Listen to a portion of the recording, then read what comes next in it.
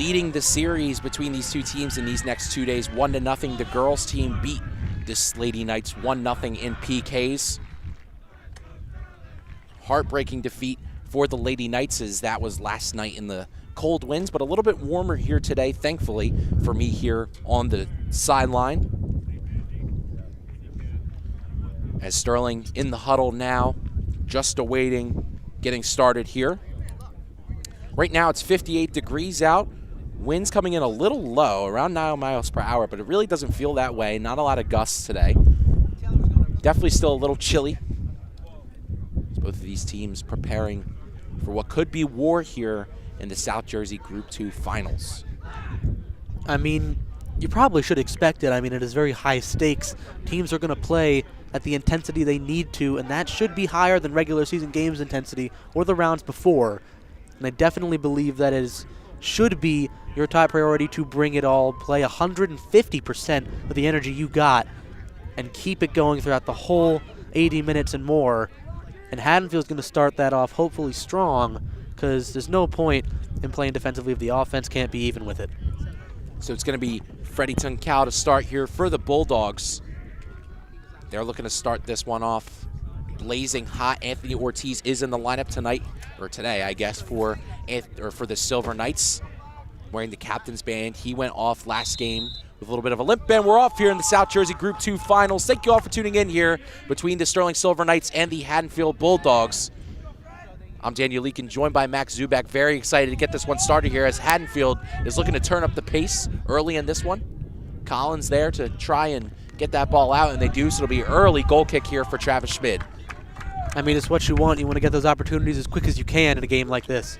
So we're taking a look at the bracket for this year. We're going to focus really on Sterling. Sterling beat Cedar Creek 2-0, beat Barnegat 3-0, beat West Deptford in penalty kicks 3-2. Jesus Blanco with the game-winning goal. And then now they go against the Haddonfield Bulldogs. Bulldogs, the 7th seed, took down Lindenwold Lions at their place. As we take a look at the current conditions, as I mentioned, 57 degrees outside, 19 mile per hour winds, but definitely does not feel that way. Humidity at 35%, and today's forecast is very sunny. So now Haddonfield moving with pace. Bright John on that far side as well. Makes a nice defensive play up to Max Bleem, who tries to keep it in but cannot get to it. So it'll be a throw in here for the Bulldogs early in this one. Definitely a great crowd. We saw a pretty good crowd as well last night for the girls soccer team. Seeing the same effect here for the boys, as they're definitely giving some chirping on that far side. Nicely played there by the Knights. Tuncal lifts this one back in. A big opportunity for the Bulldogs. Schmidt comes out, and what a play there by Ortiz. Anthony Ortiz with a huge saving play, as we're going to take a look at that one. I mean, it was a really nice setup to try and go for the goal there. Schmid goes a little late, but Ortiz is there for the save on the net. Very impressive play defensively. Sterling trying to move back up in the offensive zone. Haddonfield taking back possession. Carson Wiley trying to apply some pressure, but they chip this one forward. It looks like Jackson Watson's going to take it, the freshman, who was an impact player last time Sterling went against Haddonfield. Definitely caused a lot of big problems for that Sterling back line, but now looking to do the same thing again. Only has 1 goal in the season, but definitely a physical player, as here he is once again taking that one away from Connor Maynor. That one hits off his foot, nevertheless, so it'll be a throw in here for Dean Collins. It's a bit of physical play while trying to go for possession of the ball there. Might look like he may have wanted to call, but he ended up just kind of letting it go. You can't, worry too much about calls early on. You got to just keep possession, which I feel like this Haddonfield team and Sterling team now have been a little rough around the edges in the first couple of minutes. So Mason McKenna for the throw in here for the Bulldogs. He's getting ready to toss this one in. Gets it in, hits off of Jesus, misses the target. This one gets past Weitzel's foot, gets out to the outside. Weitzel applying pressure, a nice pass into the box. Nicely played there by the Knights. It's going to be Anthony Ortiz with a nice defensive play. Carson Wiley now moving up, chipping this one up for Jason Camardo. Nicely read there by the Bulldogs, as they now control once again and around midfield. Definitely a physical tackle there by Carson Wiley. And the whistle blows. If we take a look again here, it's a good slide attempt, but it was not on the ball at all. Definitely rough timing there early on. Henry Hall drew the foul, and it's going to be another Haddonfield player to kick it. That looks like number 8, Owen Ryan, one of the senior captains here for the Bulldogs. He raises the arm, sends this one in towards the box. A nice kick. Finds the head of Jesus Blanco. This one hit back in by Haddonfield. Nicely played there by Ortiz once again. Rosano, and another Haddonfield player too. It looks like Jackson Watson once again. McCool let that one go out, so it'll be a throw in here for the Bulldogs. Going to be taken here by Mason McKenna. McKenna right by our camera. Nice shot there as he tosses this one in. A big toss. Finds the head of Quentin Rosano. Back to McKenna, who settles it. Trying to cross this one to the far post. Nicely read once again by the Sterling defense. See if they can get on the offensive attack, and they cannot. Haddonfield still going forward. Nice play there by Max Bleem. Him on that far side. Looks like Mark DeMedio, and they're battling. DeMedio still maintaining possession, but hits that one just a little bit too hard. So taking a look at the standings coming into this game, Haddon Heights was the leader of the division, 7-1-2 in the division, 12-5-3. Then it was the West Denver Eagles, who Sterling knocked off in the semifinal round, 7-3-0 in the division, 14-7-1 overall. Then it was Sterling, 6-2-2 in the division, 11-5-5 overall. Haddon Township, who's 3-5-2 in the division, 14-6-2 overall. And then it was the Bulldogs, 3-7 in the division, 9-11-1 overall. And really, no one expected them to be here, but it is crazy that they have made it this far. Truly a Cinderella run for this tournament, and it's very entertaining to watch a run like that happen, because no matter who it is, it's so fascinating to see how they got there and the effort they put in to make it through the bracket all the way to the final. So it will be a free kick here for the Knights. Anthony Ortiz, the one to take it. A very powerful leg on him. He takes a few steps back, surveying the field as Sterling is crowding the box. Raises both of the arms and sends this ball away. Nice kick there by Ortiz. Gets some good air, looking for Ethan Weitzel. This one trickles towards the outside. Weitzel still battling, cutting back, trying to put this one on net. Still battling in that corner. Haddonfield gaining possession. And that's nice defense on that far side. That's Mason McKenna, who's been doing a great job so far. Yeah, he's been very consistent in his play thus far in the first few minutes. So taking a look at the game notes, since 2010, Haddonfield leads the series 7-5-5. As I mentioned before, as Mr. K was coming back, Sterling won both of the games this year. Haddonfield's last win came in 2023. Sterling has won 3 of the last 5. Sterling outscoring opponents this year 35-18, while Haddonfield was outscored 26-24. Haddonfield thus far has had the majority of the possession time. Sterling still trying to push into their offensive zone. Haddonfield doing a good job of swarming the Knights right now, as Max Bleem will be the one to throw it in.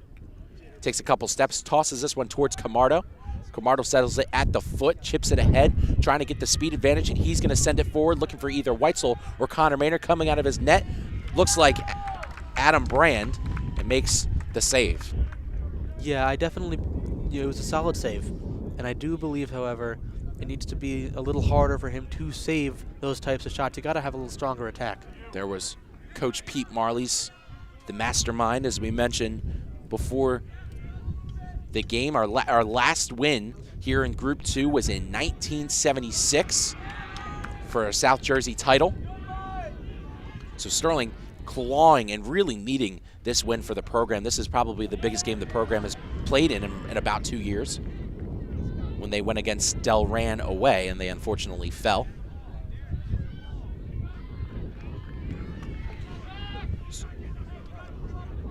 So now continuing on is Sterling. They try and chip it deep. Brand comes out of the net. He makes the collection. Nicely played there. Dribble there, Ethan. Commit somebody. Dribble.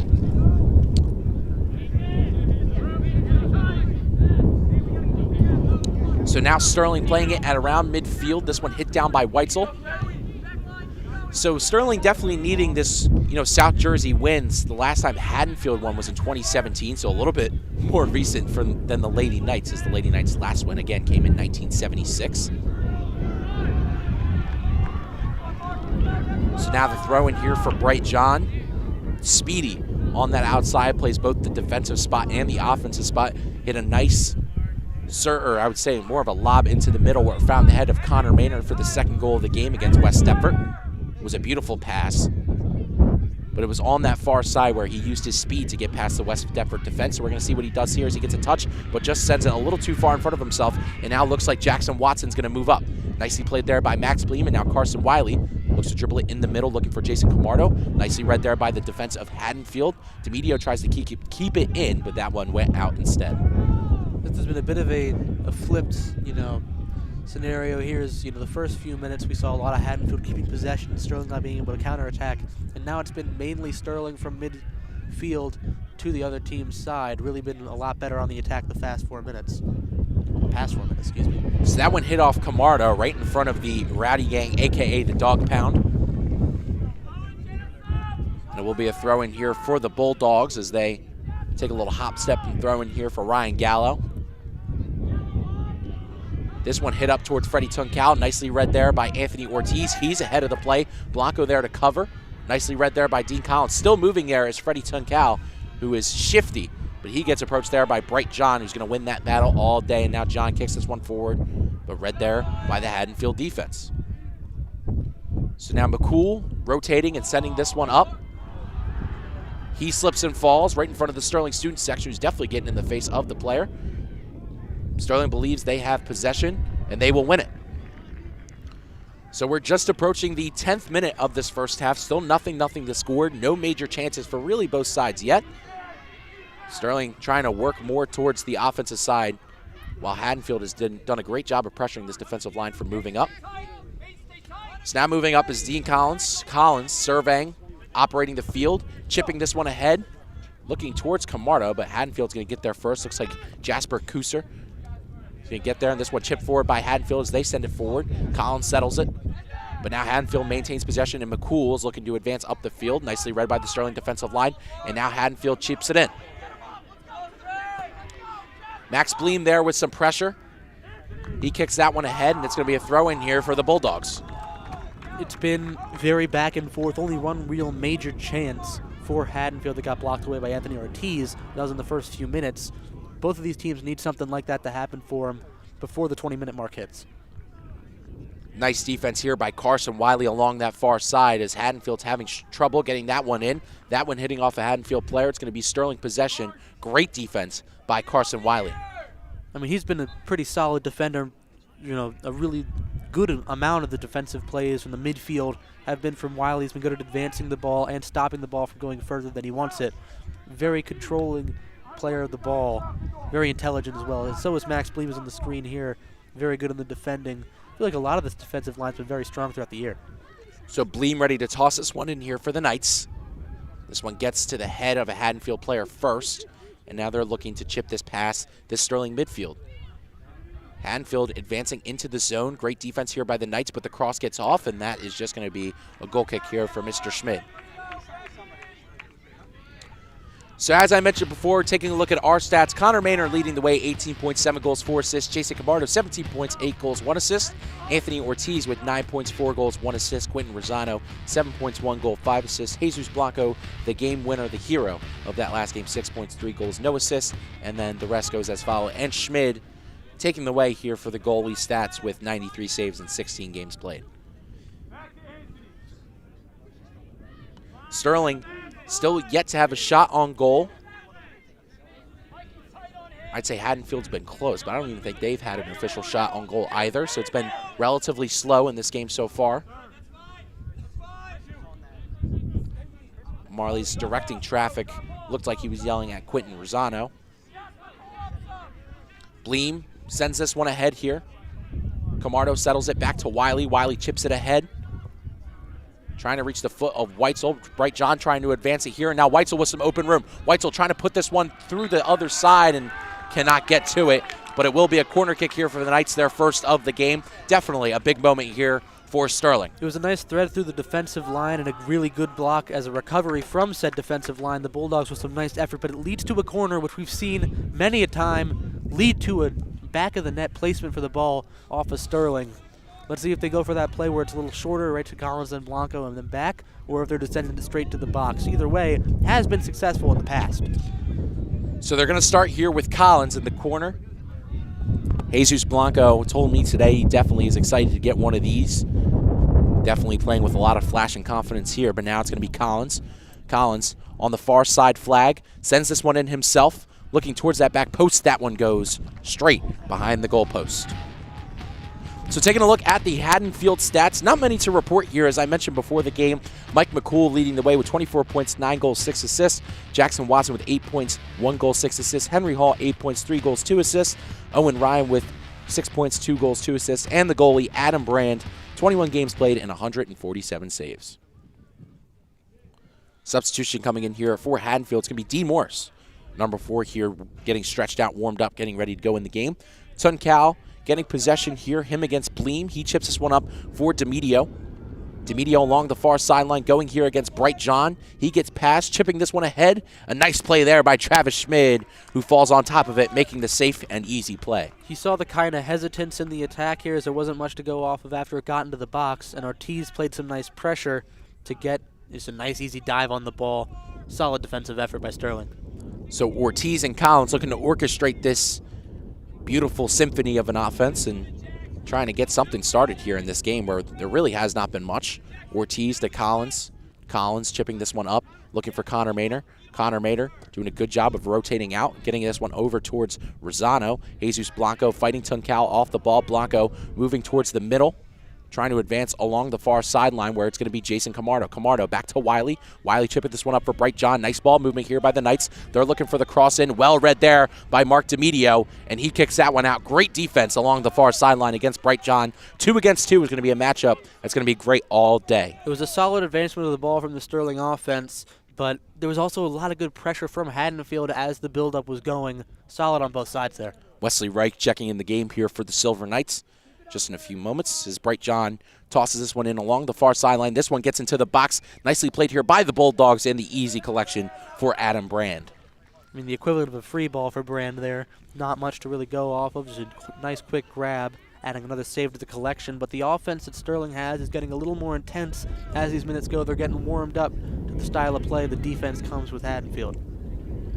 Sterling doing a good job of applying the pressure, as Max mentioned, these past couple of minutes. Blanco moving around midfield, gets it over towards Weitzel. Weitzel back to Collins. Collins scanning, has pressure in his face, has to make a decision.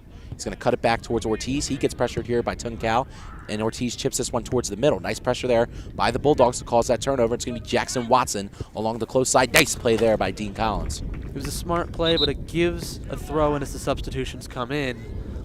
It'll be Reich, and then number 4 on the other side, Dean Morris, as we mentioned, and that'll be number 23 coming off, being Jackson Watson, a nice top scorer for them. And it's obviously good to keep his legs fresh if you're Haddonfield. You want to keep your top 4 of that stat line really energized. That one hitting off of Wesley right there, so it will be a corner kick here for Haddonfield. Their first of the game as we're just approaching the halfway point here of half number 1. It's a big moment here for the Bulldogs to try and get one on the board here as we're just under halfway. On this close flag, Sterling's defensive zone, the arm raises, and we're getting ready for the kick.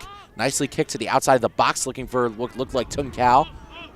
DeMedio playing it against Bright John. John playing great defense, trying to body him off the ball. Ortiz is there as well. Ortiz trying to kick this one out. Haddonfield keeping up the pressure, but it will be a goalie kick here for Travis Schmidt.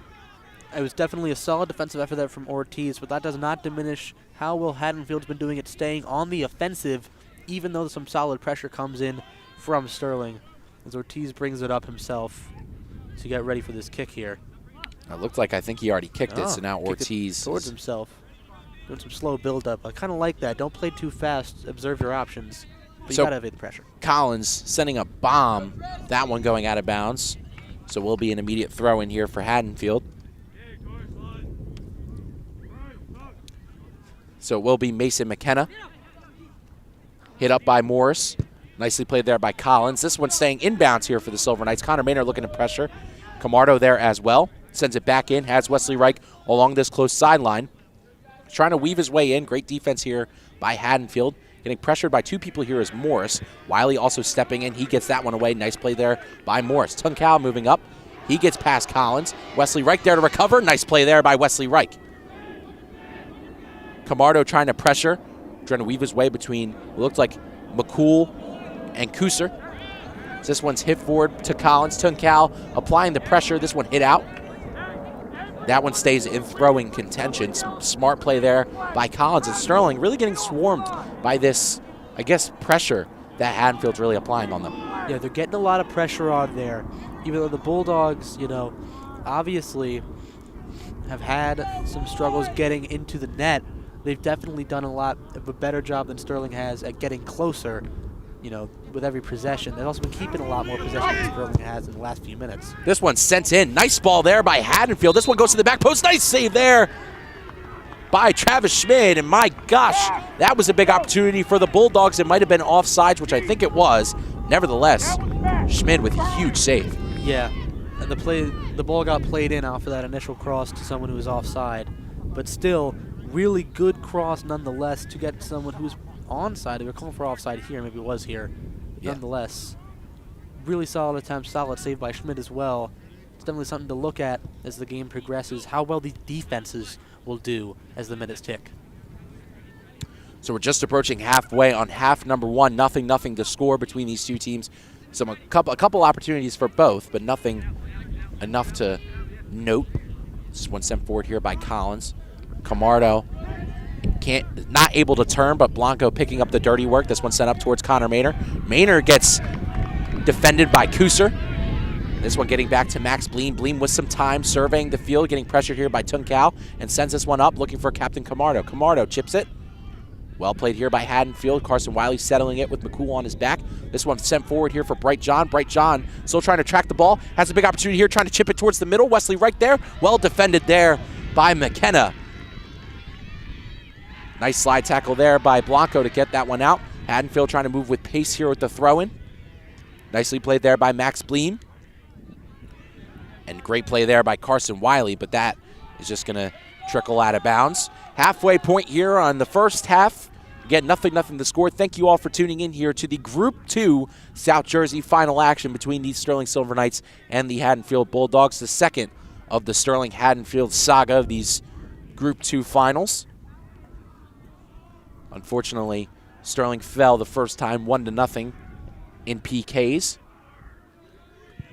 Looking for a better result here with the boys. This is their first Group 2 win since, or excuse me, South Jersey win since 1976.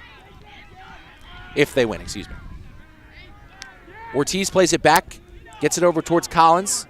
Collins moving up, trying to scan the field, searching, and firing. Gets it over towards Camardo, who can't settle it. He's trying to play good defense there on McCool, and he has it with some room, chipping it to the far side where it's going to be Bright John with some speed. John trying to cross it towards the middle, looking for Camardo. A big opportunity there. Nice defense by Haddonfield.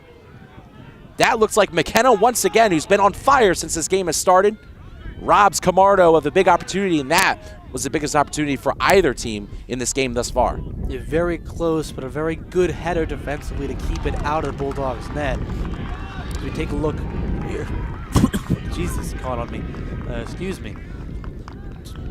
I'm shocked. So now Camardo batted that one in. Well played by Haddonfield, but it's going to be a free kick here for Blanco. A huge opportunity for the Knights as he's just a few yards outside of the box. Blanco has a couple options behind him, but a lot in front of him. So definitely looking to go towards the net here, or could put a shot on goal knowing his rocket leg. The hero, the last one, trying to get something started here for the Knights. Chips this one inside the box, looking for a Knight. Well played once again by Haddonfield, whose box defending has been impeccable so far. Whistle blows. It looks like it's going to be Haddonfield possession. Take a look there. Wasn't going to reach a blue jersey. It was a little too low sailing. And then got called for Haddonfield possession. A little behind the middle of the field. Still another very good defensive effort by the Bulldogs as they've continuously stopped some really solid chances created by Sterling. Owen Ryan hitting this one forward. A nice kick there. Hits the head of Anthony Ortiz. Ethan Weitzel trying to battle with Henry Hall. This one going back towards the Haddonfield defensive line. Bit hard to see, both teams standing up through these sidelines, so not being able to see across the field has been a pretty tough problem for me so far. But now moving forward is Sterling. A slide tackle well performed there by Henry Hall. They're going to call him for it nevertheless. Much to the dissatisfaction there of the Rowdy Gang, as we can hear across the way, a.k.a. the Dog Pound. So now it's going to be Ortiz to kick it. He's going to kick it back here towards Bleem, and he's going to get it over towards Collins. So now Collins has a little bit of room, has a lot of the Knights up along the field, so he might be looking to scan up, but no, it's going to get to Bleem. Bleem's going to run to it. Henry Tunkala applying the pressure. Bleem sending this one forward here for Bright John. John with a big opportunity. Nicely played here by DeMedio. John looking to get it back towards Connor Maynard. Maynard trying to put a shot on goal. Well played once again by Haddonfield. Impeccable on the defensive side of the ball so far. And now they're moving up along the far sideline, approaching the superfans. It looks like DeMedio. Nicely played here by the Knights. They're trying to neutralize this midfield. Bright John applying pressure. This one sent forward. Carson Wiley along the far sideline. Playing tight defense against Haddonfield here. This one sent in. Nicely read there by Ortiz. Wiley chips this one out. Ethan Weitzel trying to go forward. Great play there by Henry Hall. McCool trying to get this one to the far side. Bright John getting a little bit physical. This one kept in here by Haddonfield. And it will be a corner kick. So Haddonfield with their second corner kick of the game. That's going to be Michael McCool, the one to take it here for the Bulldogs. Michael McCool, very consistently solid player for this team. He's got the most points, as we mentioned, with 24. Most points, most goals, and most assists. Yeah, top in every category, and he's that for a reason. He's a very talented player, and hopefully he's just that good on the corners. If you're a Haddonfield supporter, you need something huge here as you crept past the first half of the first half. So Lucas Bonder will be the one to take the corner kick here for Haddonfield. Camardo subbed off here in this first half, excuse me, as we're in the second half of the first half. So this kick sent in by Bonder. This one approaching Schmid, who makes the easy grab, and he's trying to move up with pace, getting this one out to Wesley Reich, and now Reich is moving. It was a nice play off the corner, but just wasn't there for anyone but the gloves of Schmid. So now Haddonfield, it's going to be McCool, who's advancing up. Approached here by Wiley. He's going to chip this one forward. Played well here by the Bulldogs. Looks like Bonder on that far side. It looks like Max Bleem kicking this one ahead. Reaches the foot of a Haddonfield player yet again. They get this one out towards the middle where it's going to be Henry Hall. Hall chips it in. Nicely read there by Bright John. A big opportunity here for Haddonfield with Ortiz down. Rosano still trying to play defense. Great play there by the big number 9, Quentin Rosano, but Haddonfield still applying the pressure. The Bulldogs chasing the toy right now. Sterling trying to keep it. Carson Wiley applying pressure on that side, along with a couple other Sterling players. This one trickles past Ortiz. Schmid comes out of his line and makes the collection. It's a physical save, but it was a necessary play for the scenarios. It was a nice build-up from Haddonfield that needed to be stopped, and it was. So Schmid taking his time as we are just over the 26th minute of half number 1. Schmid sends this one. Kind of trickles over the head of a Haddonfield player. So maybe that was planned. Physical play there by Connor Maynard, and possession's going to go to the Haddonfield Bulldogs. Sterling been on the defensive side for a lot of this game, and now facing that problem once again. There's a little too much of a defensive effort from Maynard, a little too physical with a bit of a shoulder check. Can't be doing that. So now it's going to be number 6, Luke Hart, the one to toss this one away here, or excuse me, kick this one away for Haddonfield. This one gets inside the box. Well played here by the Knights, but it will be a corner kick here for the Bulldogs. So now the Bulldogs with another opportunity. Lucas Bonner, and I mean, Mr. K and the truck could probably confirm this is something we saw similar to last game, where Haddonfield is really turning up the pace. They've controlled it thus far. Collins out of his box. Haddonfield looking to sky this one away, looking for that back post. This one headed over. Nice save there by Travis Schmid. This one back inside the box. Well played here by Sterling's defense. This one gets to the outside. Bonner taking a shot. Great play there by Ortiz. My goodness. Now Wesley Reich, like the flash, moving along that far sideline, trying to chip this one ahead. Well played there by Haddonfield. What a sequence. I mean, it was a lot of great opportunities that probably shouldn't have been blocked like they were. Haddonfield had a perfect opportunity blocked by the face of Bright John, and then just a wonderful play by Reich to move it along. You take a look here, a little further out. Header kind of just tipped off, probably could have been out of bounds. It goes right off the face of Bright John and then through that attacking line of Haddonfield to give Sterling back to the ball. To put into context, I mean, just how much these players are putting their bodies on the line. A soccer ball straight to the face does not feel great, especially on a chilly day. This one played here by Collins to his cousin, Quentin Rosano. Rosano back to his cousin. Collins gets it away from the family tradition and gets it over towards Anthony Ortiz. Ortiz sprinting with some room, sending this one forward. Whistle blows. Ortiz down in a little bit of pain, but it will be a free kick here for the Knights. As him and it looked like Michael McCool got entangled and Ortiz fell down. The "you can't do that" chance rein in. So now Ortiz lining it up. Sterling looking to stack the box. Ortiz waiting, gets the whistle, raises the arms, sends this one towards the goal. Well played here by Haddonfield once again, but it will be a corner kick. So now Sterling in contention to do something once again. Take a look here. A solid free kick goes right off the boot of a Haddonfield player and right past the touchline for a free kick. And it looks like it'll be Blanco taking this one. And he's been very well off on these. Let's see if he can do it once again. So Jesus Blanco with a big opportunity here for the Knights. It actually gets swapped out here for Dean Collins. Blanco lines up to his left. Collins raises the arm, gets it over towards Blanco. Blanco taking his time, sending this one looking forward to the back post. Sterling stacks the box. Well played here by Haddonfield once again. Haddonfield player down. Whistle blows. Whistle blew before. Haddonfield player still down. Looked like a head contact. Sterling superfans not very happy. Haddonfield player still down as we're going to take another look at this. Take a look here. Ooh.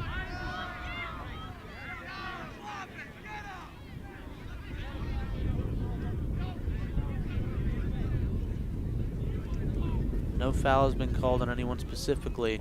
May have been because there's a player, it was a head injury, but Sterling not happy because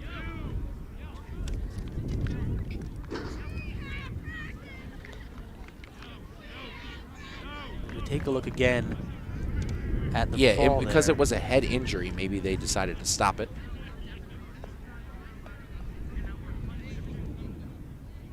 So taking a look at the 1976 undefeated boys soccer team who was the NJSIAA State Group 3 champions, Sterling's first athletic state championship, led by what looked like Joe Russo. Sterling has won 3 league championships. That was in 1969, 72, and 73, and then won the South Jersey and state championship in 1976. The program here at Sterling Soccer was started by Barry Ray, who started it in 1966. We've only had 6 coaches in our school's history: Barry Ray, John Nenorta, it was Al Taylor, Joe Russo, Matt Sheehan, who you guys probably know, and Pete Marley's.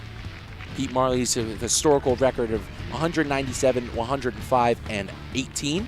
Sterling has had 2 South Jersey Coaches of the Year, Al Taylor in 72 and Joe Russo, who led that team to glory in 76. Sterling has won the Colonial Conference Championship in 1986, 2014, 2016, 2018, and 2021. And some of the familiar names you guys may know who have gotten sent to the All-South Jersey team: Jake Scully, Joey Lomas, Timmy Hall in 21 and 22, Josh Moreland, and Anthony Ortiz, who was our back line and one of the senior defensive captains. So getting off the field as a Haddonfield player, looked like number 22, Jasper Kuser. So on our next TV game will be Tuesday. It'll be soccer, the NJ State semifinal. If Sterling can prevail, that game will start at 2 o'clock, and that will be a home game here at the Castle. So make sure you guys stay tuned. If Sterling can win this one, they would advance to that game at home on Tuesday. If Haddonfield would win, they would be home at their beautiful football field that we were just at last night, myself and Mr. K. So now advancing forward here is Carson Wiley, the sophomore, looking towards Wesley Reich, sophomore to sophomore. That one goes out of bounds as Reich's speed could not keep that one in, and it will be a throw in here for the Bulldogs. Solid effort, just not all the way there. I feel like that's been the main issue. They can't quite keep possession because they can't keep it towards the midfield and away from the edges of the field. Haddonfield with a great supporter section showing here today. Sterling the same. Sterling definitely a little bit more active than they were yesterday. They were rather quiet, but definitely showing their support today. So now checking into the game here is Connor Maynor and Bright John as we take a look at our next TV game Tuesday, November 19th. As I mentioned, it'll be a home game here at the Castle. It'll be boys soccer if they can prevail over Haddonfield for the NJ State semifinal. That'll be live on Channel 19 and live on YouTube.com/SterlingTV19. So excited to bring you that action if Sterling again can win this game. This one played back to Ortiz, over to Collins in front of Schmid. Collins taking his time, looking up the field, sending this one up towards Connor Maynor.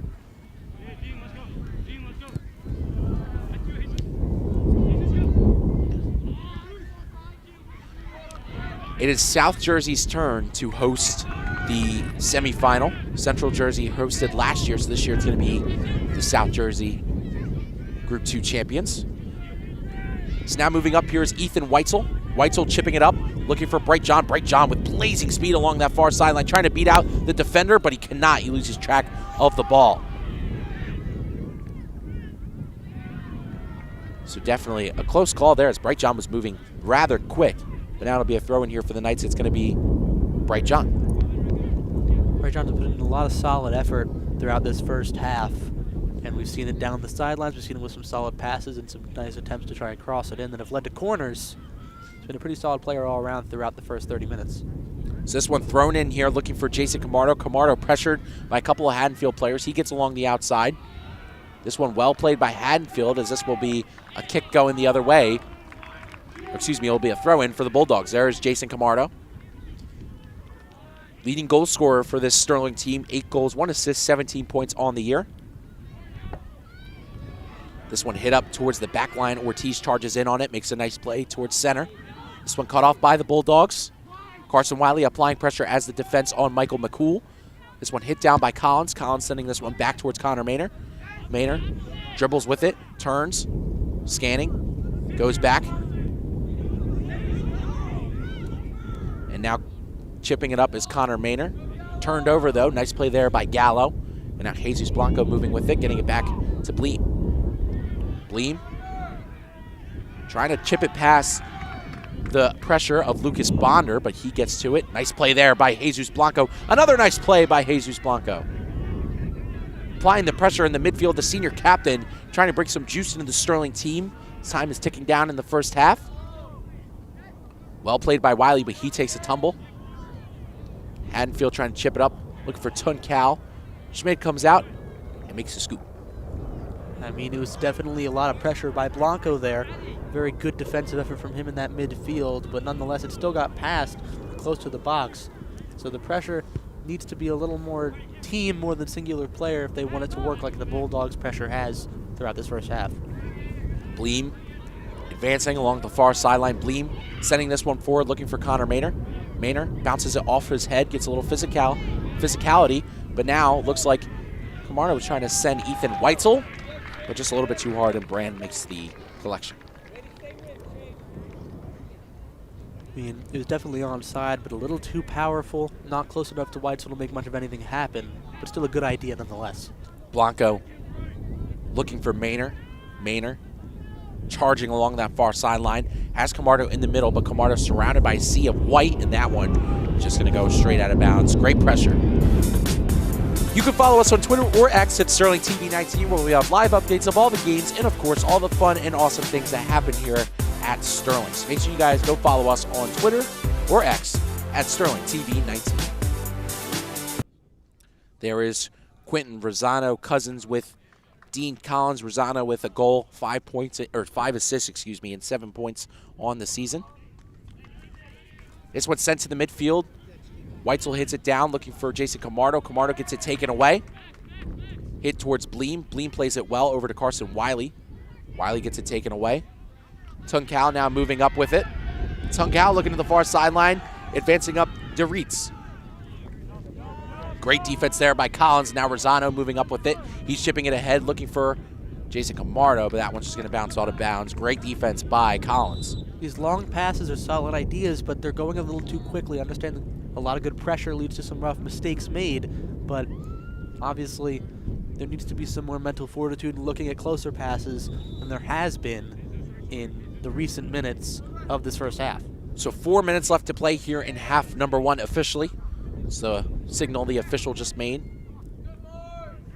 There is Coach Ryan Nixon, the head coach here for this Haddonfield Bulldogs team. Max Bleen moving along with it. Getting a little bit of pressure, but he sends this one up. Has a nice curve on the ball. Our clock unofficial, but we got the official reading of 4 minutes from the referee. Applying pressure here is Connor Maynor. Haddonfield looking to chip this one in. But that one just a little bit too hard.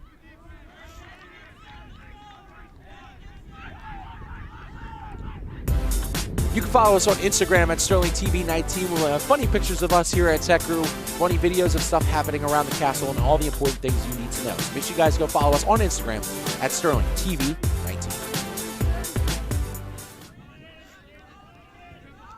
So it's going to be Collins dribbling it up, setting this one deep. Camardo battling the sun. Can't find it. Hits the head of a Haddonfield player first. That was McKenna. Getting it to McCool. McCool dropping it back for another Haddonfield player. That's going to be Henry Hall. This one's sent forward here for Haddonfield. Gets it over to Flanagan. Ortiz. Chipping this one to Max Bleen. Bleen dribbling with it. Getting pressure here by Flanagan. 17 on 17. And a little bit too much physicality. So it will be a free kick here for the Knights. I mean, if you take a look here from Bleen, he's getting checked. And obviously is foul play. A little frustration with a kick post play. So now Collins gets it towards the Haddonfield defense, but this one gets back to Flanagan. Collins with Flanagan pressuring. Hits it off of him. Trying to get positional advantage over Flanagan, and does. Just told about 3 minutes. So Mason McKenna tossing this in here for the Bulldogs. This one sent towards the outside. Jesus Blanco trying to get to it first, and does. Blanco with some nice speed of his own, getting it to Connor Maynor. Maynor looking to chip up for Jason Camardo, but can't get all of it. And now this one sent back towards the Sterling defense. Played well here by Bonder. Him against Bleen. And he chips this one towards the outside. It's going to be McCool. McCool against Blanco. Two great midfielders against each other. This one chips off of Blanco. Kept in here by Ortiz. This one hit out. And it will be a goal kick here for Schmidt. You can follow us on Facebook at Sterling Channel 19, where we have all the important news you guys need to know at home, information about stuff happening around the castle, information about what will be posted on YouTube, and more. So make sure you guys go follow us on Facebook at Sterling Channel 19. So 2 minutes left to play here in half numero uno. So we are stuck here at this 0-0 score. Haddonfield controlling possession for the majority of this game. Sterling having a rough time advancing up the field. The Haddonfield midfield doing a good job of shutting things down. As now Collins bringing this one back to Ortiz. Sterling taking their time. Ortiz sends this one up for Jesus Blanco. Blanco settles it. Getting some pressure by McCool. Two of the best players on this Sterling and Haddonfield team respectively. As Rosano sends this one towards the middle, looking for Carson Wiley. This one chipped up here by Haddonfield. Well played by Ortiz as he's battling Bonner. Gets physical in the midfield, but this one's sent back by Haddonfield, and that one's going to go towards the Superfans.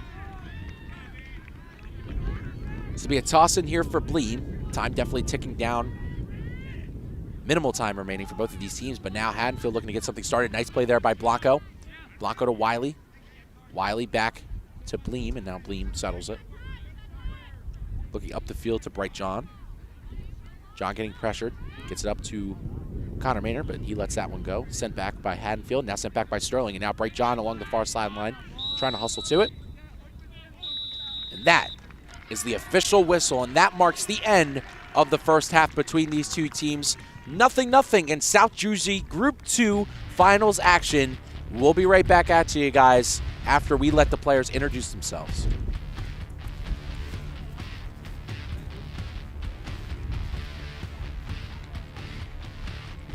Jace Camardo, senior, forward, Stratford. Patrick Carroll, senior, forward, Stratford. Dean Collins, senior, center back, Stratford. Quinton Rosano, senior, striker, Stratford. Will Stubbs, junior, left back, Stratford. Ethan Weitzel, sophomore, midfield, Magnolia. Fernando Sanchez, junior, midfielder, Stratford.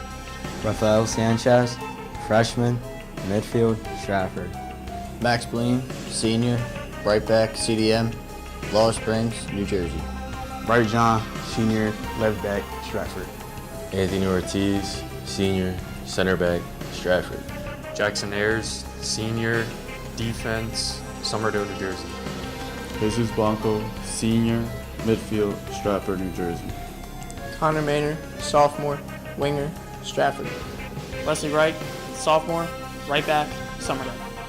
George Walters, sophomore, right back, right wing, Magnolia. Carson Wiley, sophomore, midfield, Somerdale. Travis Schmid, senior, goalie, Laurel Springs.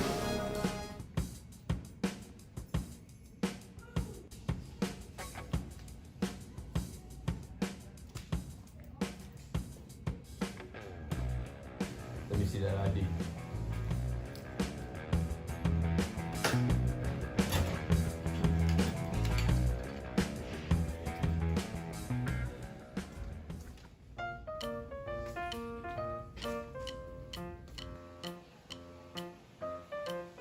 Let me see that ID. I guess I forgot it. No entry. Wait, no, come on!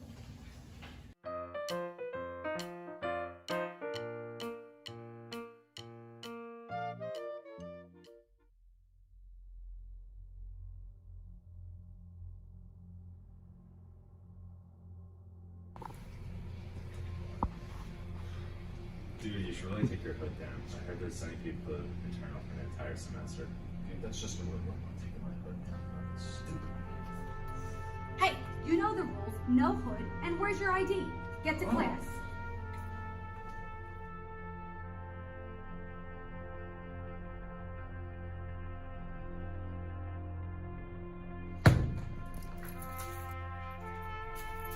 How many times do I have to tell you? Get the hoodie off.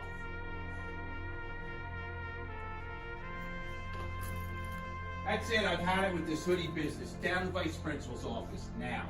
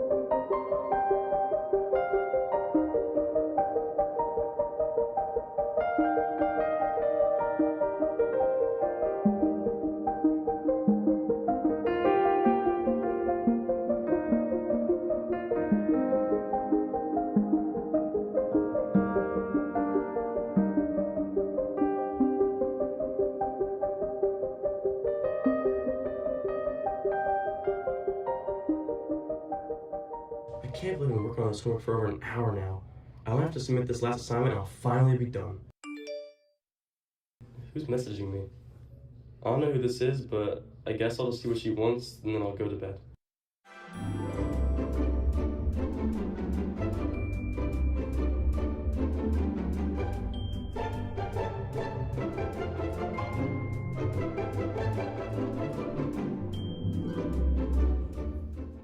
What? It's got you all excited. I have a date with this girl I met on Instagram earlier this week. This is my first time meeting her in person though. You just met this girl yesterday and you're already going on a date with her? You're crazy, man. You gotta be careful. Whatever, man. You guys just may have a date tonight.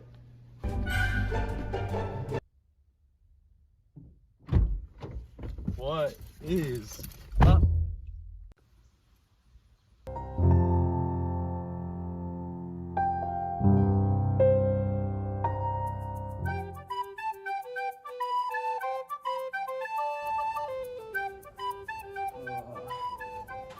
Can I go to the bathroom?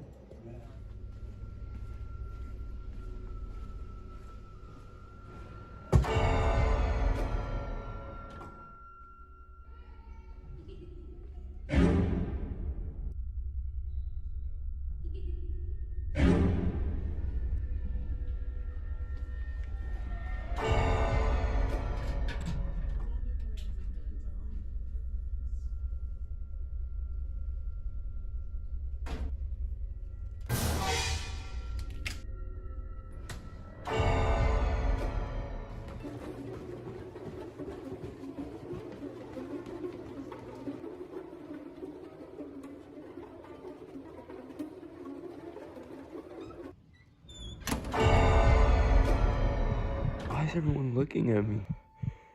Is there something on my face? Please stop looking at me.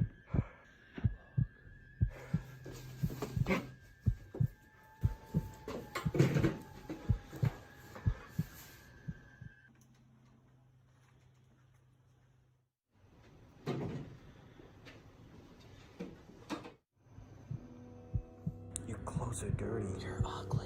You're so crusty. You smell. You look ugly. Everyone sees you. That's why your shoes are raggedy. You're alone. I'm gonna fail you. You're never gonna get to college.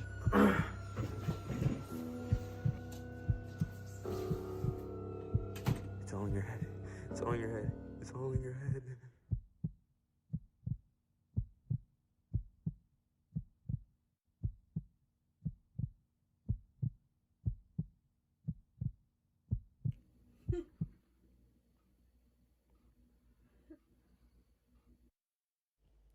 It's getting late. I should really go to bed.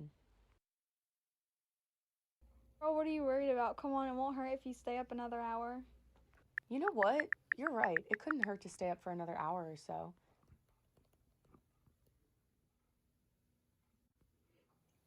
What? It's already 1 a.m.? I didn't even realize it was so late. I'm telling her I'm going to bed.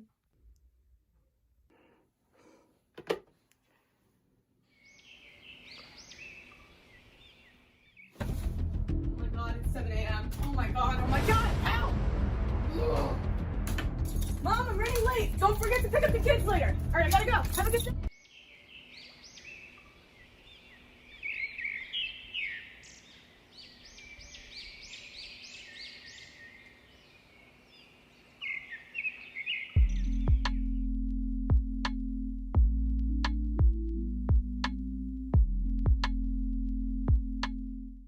Hey man, where you going? Yo, what the heck, bro? What the heck? Yo, man, chill. Yo, bro, chill.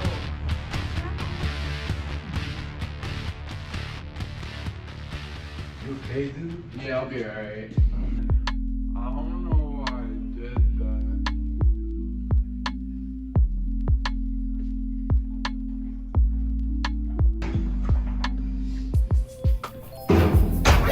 Sorry for pushing you around, man. That was really messed up. It's alright, bro. Just don't do it again.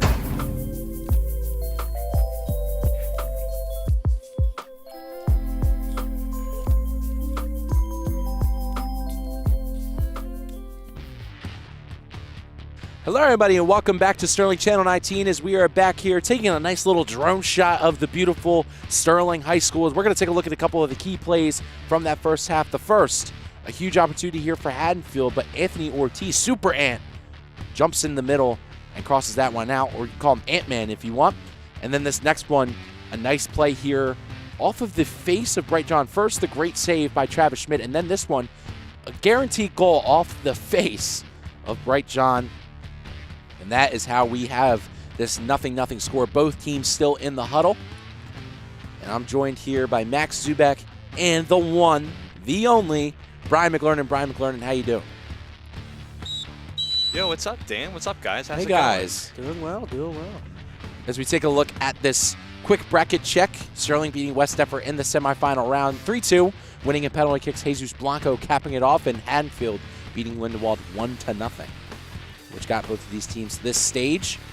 As we take a look, here's us in the booth.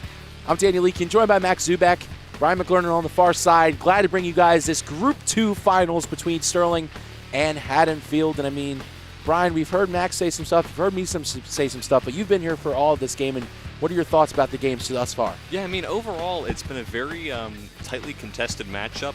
Sterling setting up their plays very well, but as they progress, the middle of the field seems to kind of box in and close up a little bit. It allows a very little ball movement that Sterling really just can't execute once they get towards that portion of the field. But I like what I'm seeing from Anthony Ortiz and Quinn Rosano. They're playing some very strong defense overall. And then as the first half really continued, I saw the opportunities increase a lot. And obviously, as you said, Haddonfield upping the pace a little bit as the half continued. And yeah, despite being a 0-0 score still, it's definitely been a quicker game in terms of pacing as it's gone on. So super fans popping out here today as we take a look at Coach Marley's talking with Wesley Reich. Again, Coach Marley's greatly renowned in this school, has a great record of 197, 105, and 18. Has coached here from 2008 to 2023. Someone who's been a consistent coach for this Knights, flipped the program around, has gotten Sterling many championships, gotten them close to that Group 2 title, but not it's close but no cigar. And I mean, this is the time to do it for this Sterling Knights program, as they need to push past the Bulldogs to do so. So glad you guys tuned in here to the Group 2 finals. This is the second of the Sterling versus Haddonfield Group 2 final saga. The first, Haddonfield triumphed over the Silver Knights last night. The Lady Knights fell to them 1-0 in PKs, but this, a 0-0 game similar to what we saw last night, as Sterling runs out on the field as we're just getting ready for some second half action between Sterling and Haddonfield. I mean, very fair critiques as to they haven't been able to really keep the ball based on just playing a little too close together. But I feel like they've also not looked at all their options while looking for passes, and those long passes that they want to go through from the back line have not been powerful enough, or they've not moved in enough with enough curve. They've been a little too out of bounds. I feel like it needs to be a matter of balance and aim on those longer passes to get the attacks that they want, because they really just haven't been there with the way it's been going throughout the first half. So Sterling is shooting near the super fans. The Haddonfield Bulldogs are going towards the Rowdy Gang, a.k.a. the Dog Pound, and we're just getting ready here as Connor Maynard will take the first touch of this second half. 0-0 to score. Both of these teams trying to get one in the back of the net, as both of these goalies have done a pretty good job so far. Not a lot of opportunities, a lot of midfield play, as we're just awaiting the official whistle. It's a pretty big crowd here, the super fans showing out well, the Rowdy Gang doing the same. As we see them in the right corner. So just awaiting the whistle, the refs looking like they're just getting situated here. Both teams look like they're ready to get started. Sterling going with a little bit more of an aggressive front. Only one midfielder playing back. The rest are on the attacking line. Carson Wiley, Bright John, Berzano, Weitzel, Jason Camardo, and Connor Maynard. Blanco, the one in the midfield. And then it's Max Bleem, Anthony Ortiz, and Collins. Still waiting for the ref to get situated here. It's pretty nice. Yeah, it's getting dark. It's a pretty nice day out today.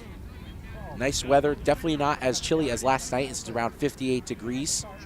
The lowest this game would probably go to is around 57, so that is nice for the players and us here in the booth. And we are off here in second half action. Blanco's going to start. Nice pressure there by Tung Cao. This one sent forward by Anthony Ortiz. On the far side, it's Collins. He's getting pressured by Tung Cao, and he gets it up here for Connor Maynard. That one going out of bounds. A good start here for the Bulldogs. Very good start. Right back to where they left off in the first half with a lot of good pressure real quick. Coach Nixon fired up after that great play off the touch, and now Haddonfield still trying to move up. Nice play there by Collins up to Blanco. He gets it taken away from him, and now it's McCool. Navigating through the Sterling midfield, sending it on the far side to Medio and John and Bleem alike. This one hit down by Haddonfield. They send it into the zone. Demedio and John fight. John trying to send this one up. Gets it over towards Carson Wiley. Jason Camardo coming up to help as well. He gets the final touch on it, so will be a throw in here for the Bulldogs. So good defensive effort. My bad on that one.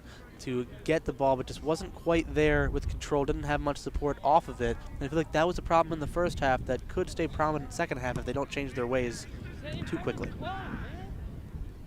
Haddonfield getting it to the far side, gets over the head of Dean Collins. Rosano over there with Darius. Rosano throwing him down, no whistle, say it's clean. And Rosano sending this one ahead. This one seeping past the center back. Camardo running towards it, full steam ahead. Camardo trying to win this ball over. On that far side, Camardo still battling, maintaining possession somehow, some way.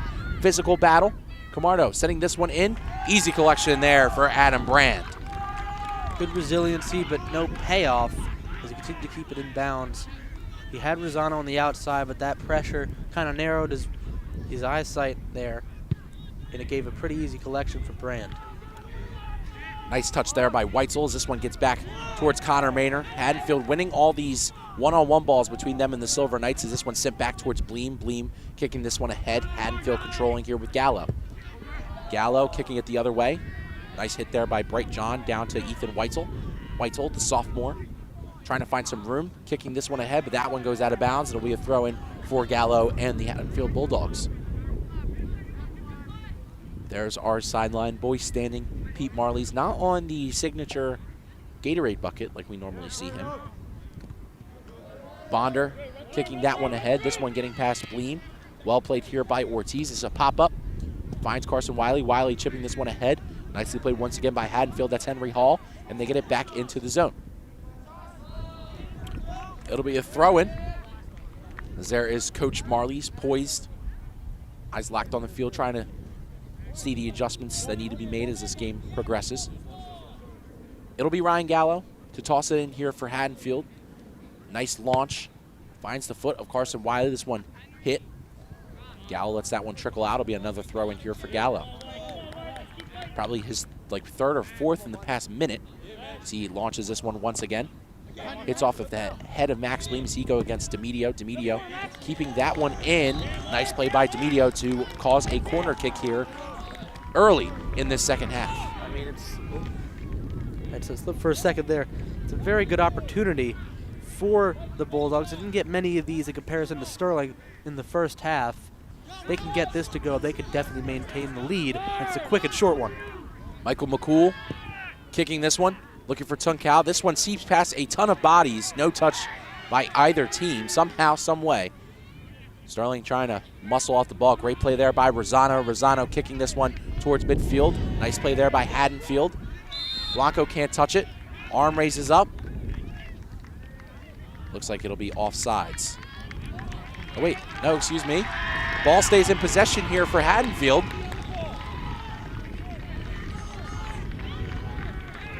Not necessarily sure what happened there. We're going to take another look at it.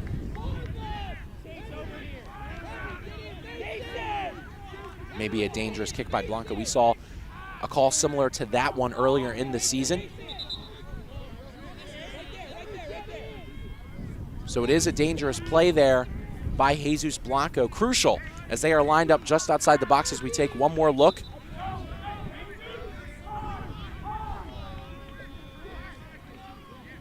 Coach Marley's calling for 5 in the box or in the wall here for the Knights. Ortiz also shying over there as well. A big opportunity here for the Bulldogs. Just awaiting the whistle right outside of the box. Bonder steps over it. This one taken by McCool, chip to the far side. This one hit. Nice save there by Travis Schmid. Number 1 stays solid, keeping this game at a stagnant 0-0. It was a very good light shot over the wall into a header, but Schmid was right there. A little hop, little curve of the body to get there. Wonderful save. Besides the play earlier, that's probably the closest Haddonfield has gotten to a goal here in this game. Great play by Schmid. He's been great all year, and he continues to show it. Triumphing ahead was Bright John. Ref blows the whistle for too much physicality. Sterling not happy about it. We're going to take another look to see what exactly happened here. Nope. Ooh, not sure. Play was on the ball. The Haddonfield player does take the tumble. So we're going to take another look at the glue hands of Travis Schmid, or the glue gloves, I guess I could say, as Schmid leaps up, a diving grab there. As glorious as a gazelle, as he was perfect in calculating that save. Great job there by number 1, Travis Schmid. Tunkal moving towards the middle. Nice defense there by the Knights. Whistle blows. Possession is going to go in favor of the Knights. So the next TV game, if Sterling can prevail over the Bulldogs, it'll be Tuesday. The soccer New Jersey state final, or excuse me, the state semifinal happening at around 2 p.m. That'll be a home game here for Sterling. If Haddonfield, it will be played at the Bulldogs' turf. So now this one skied in there by Ortiz. This one hit down here by Haddonfield. This one gets back to Blanco. Blanco looking for Bright John. Pass just a little too weak. Settled here by Blanco once again. Blanco cutting back. Firing this one in, looking for Camardo. Camardo charging towards the net. Nice play there by Adam Brand. It was a good attempt, just wasn't all there. But that's been the main issue. When they have the ball, they can't fully get onto it off of these longer passes, and it leads to changes of possession in Haddonfield's favor. Tung hits it down to Bonder. Bonder setting this one forward. Nice play there by Bleem. Bleem skying this one, looking for Camardo. Camardo trying to advance Connor Maynard, cannot. Trying to fight is Weitzel as this one gets skied the other way. Settled here by Collins. Collins getting pressure by Tung Cao. Cuts back. Tung Cao applying the pressure. Great play there by Collins. Collins booting this one deep. Looking for Connor Maynard, who's really turning up the speed. Trying to keep it in is Maynard, and he does.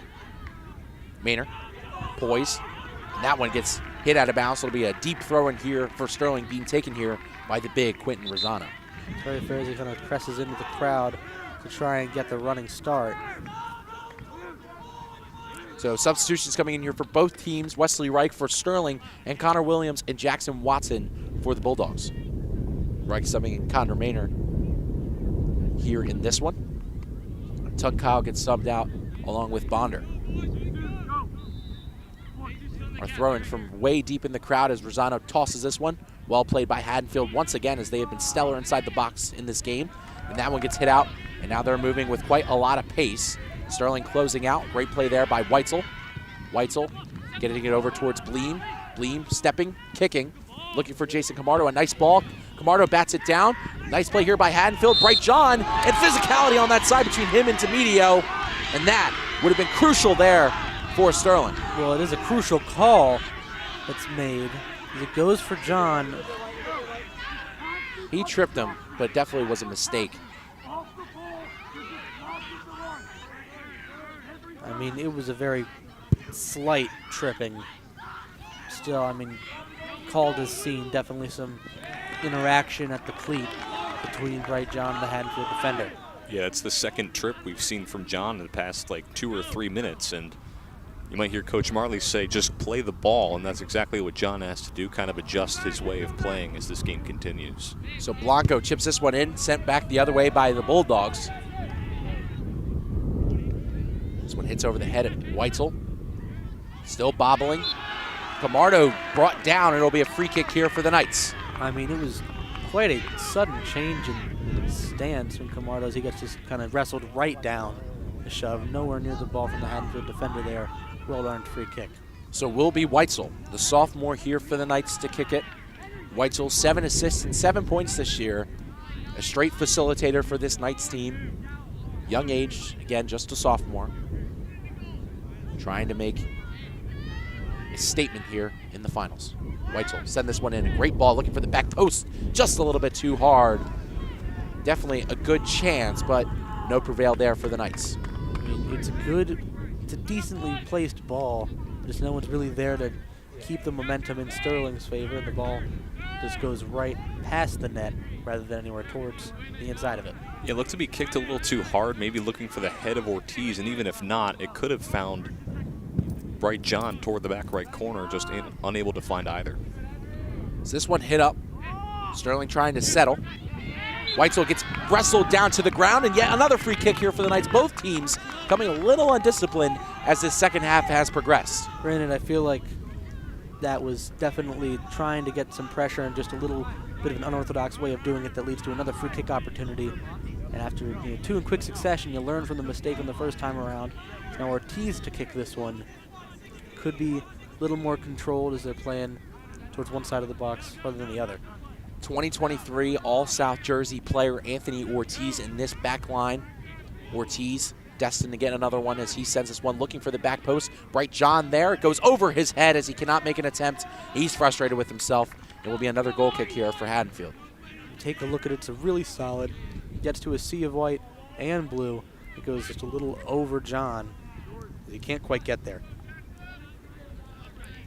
His post-game interview at West Deptford, quite comical, as he was very excited, definitely wanted the support of the superfans, and as I was interviewing, I think, Quentin Rosano, he then jumped on my back as I had to just continue on with the interview. It's just the type of personality, type of guy he is. Definitely very competitive, though. Some of that personality does get lost in the games, as he is super competitive, is now moving up the field as Connor Williams. Great play there by Max Bleem, stunning that attack at the moment so Ortiz can get back. He's applying pressure on McCool as he just has to pass that one away. Gets it past Rosano. Nicely played there by Ortiz once again. No foul called against Ortiz. Camardo applying pressure. This one kind of a limp shot as he gets back towards Collins, and Collins is going to send this one forward towards Weitzel. Weitzel playing it. Back to Blanco. Blanco over to Bleem. And Bleem moving with some room. Bleem using his speed to go ahead. Sending this one ahead for Jason Camardo. Camardo bouncing this one forward. Played off the head. Potential handball, not called. Camardo still trying to keep it forward. Haddonfield applying the pressure. He gets it out towards Ethan Weitzel. Weitzel looking to kick this forward for Wesley Reich. Reich spinning, crossing, looking for a Sterling player. Nobody home on that back post. Physical play, nothing called, as that will be a goal kick here for Haddonfield. Well, there was no play on the ball in that tussle. There was no contact with it. I feel like that might have been something to call, but nonetheless, I'm not wearing a referee shirt for a reason. John and Camardo come out as Maynor and Walters come in. There's Pete Marley's once again. Marley's looking for his first group championship here at South Jersey. He's had a lot of accomplishments, but that, unfortunately, not being one of them. He's been in this coaching gig for quite a while now, as Marley's definitely looking for the one thing that he has not gotten yet, and that is his Group 2 title. It's definitely a very important accolade to those who coach in this division, and one that's right in his reach. He's one goal away. So Bleem getting pressured along this far side. He gets beat by Watson. Bleem getting fought with Watson, the freshman against the senior. This one gets to the outside of the box. Opportunity here for the Bulldogs as they get this one back up. A big shot being taken here. That one is going to go all the way wide. They do keep it in. Rosano applying pressure along the flag. Rosano trying to win the one-on-one. Still fighting. Nothing called. Whistle blows, and it's going to be a foul here against Rosano. We take another look here. There was a tussle from both there. Yeah. Rowdy gang definitely getting loud here. It's a big moment here for the Bulldogs. Coach Marley's not happy. Rosano couldn't believe it either. He was pleading his case, very animated. Yeah. Vigorously. So will be a kick here by McCool. McCool looking towards the box. A nice kick. Hits off the head of Collins. Great defense, but it will be a corner kick here for Haddonfield.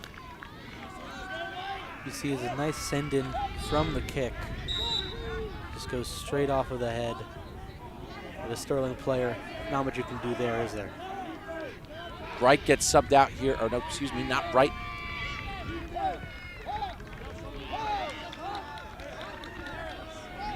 Camardo gets subbed on here, not sure who's going out. Michael McCool ready to take this one here for Haddonfield once again. Weitzel was the one subbed off here. McCool raises the arm, sends it. Looking towards the outside of the box. That one hitting off the head of a Haddonfield player. Gets back in their possession. Bonder pushing it out towards McCool once again. McCool pressured here by Sterling. A shot towards the box. Schmid comes out with the punch out. Great play there by Schmid. Another shot here by Bonder. That one's going to go over. And Haddonfield cannot cash in as Sterling stands strong once again. A lot of grit in that attack, but just couldn't quite get anything as the ball soars over the crossbar. Kind of a desperation long shot at the end there. Yeah, that back post was very open for the majority of that play. Sterling didn't notice, but a nice job of Schmidt to position himself to move towards that area. And as the ball never really found that part, thankfully, he was able to move up and swat it away. Bleem trying to advance Wesley Reich. Reich looking back towards Walters. Reich gets it himself. Back to Wiley. Wiley, nice passing here towards Camardo. This one hit over towards Walters. Walters can't get the right touch on it. That one's going to progress out of bounds. Nice defense there by DiMedio. Another example of solid pressure from this Bulldog squad that has been consistent throughout the first and second half. This one sent up. Maybe touched off the head of Walters, but now this one collected here by the Bulldogs. Whistle blows, and it looks like some type of handball being called here against Haddonfield. So now Sterling here with the free kick, looking to change the field position, as Haddonfield these past couple of minutes has really been turning up the volume against the Sterling defensive line. Both arms raised, and this one sent away here by Ortiz. This one goes over Camardo's head.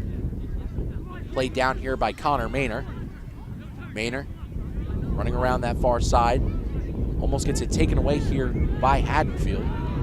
As now they are moving up the field. Haddonfield moving quite quickly. Camardo adding pressure. They get it to around midfield, around the Knight logo. This one sent in towards Tunkal. Tunkal settling it. And Blanco sends it the other way. A lot of momentum swinging in Haddonfield's favor right now. Sterling still trying to get something going here on the offensive side of the ball. This one played off of McKenna. McKenna can't get to it. He runs towards it. Getting pressure here by Connor Maynor. That one hits off of McKenna, so will be a throw in here for Sterling. Very good pressure from Maynard there to keep it in Sterling's possession post-play. Weitzel subbed back into this game.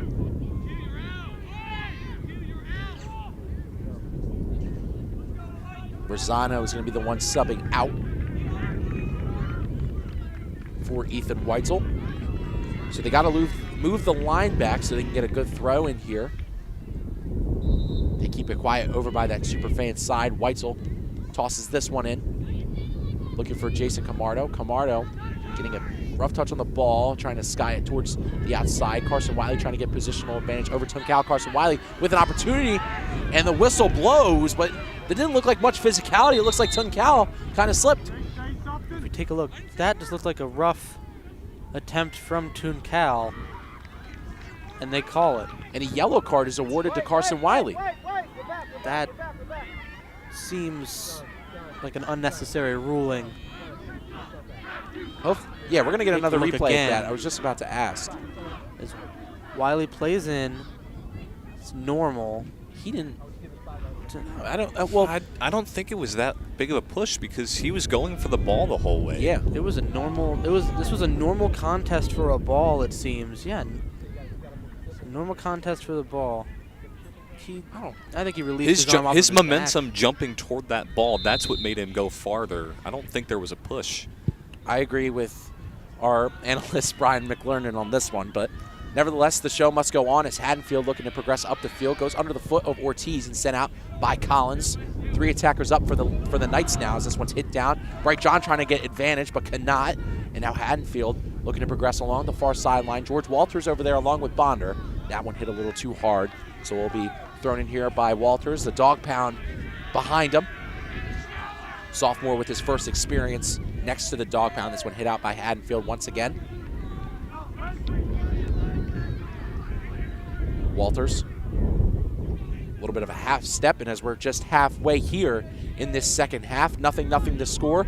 If the score stays the same, we will go into 2 half overtime, something we are very familiar with here on Sterling Channel 19. And I told Mr. K, if we somehow entered that once again, I think I'd have a heart attack.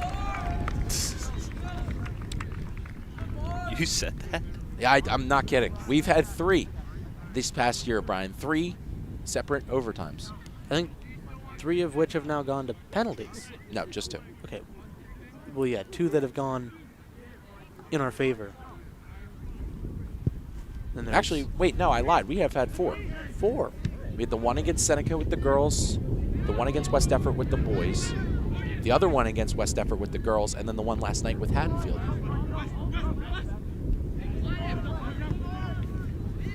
Yeah, and as Mr. K and I said last night, pretty repetitively, the more you're going to play with fire, you're going to get burned eventually. As Sterling's definitely going to have to start turning down the stove as Tunkal hits that one out.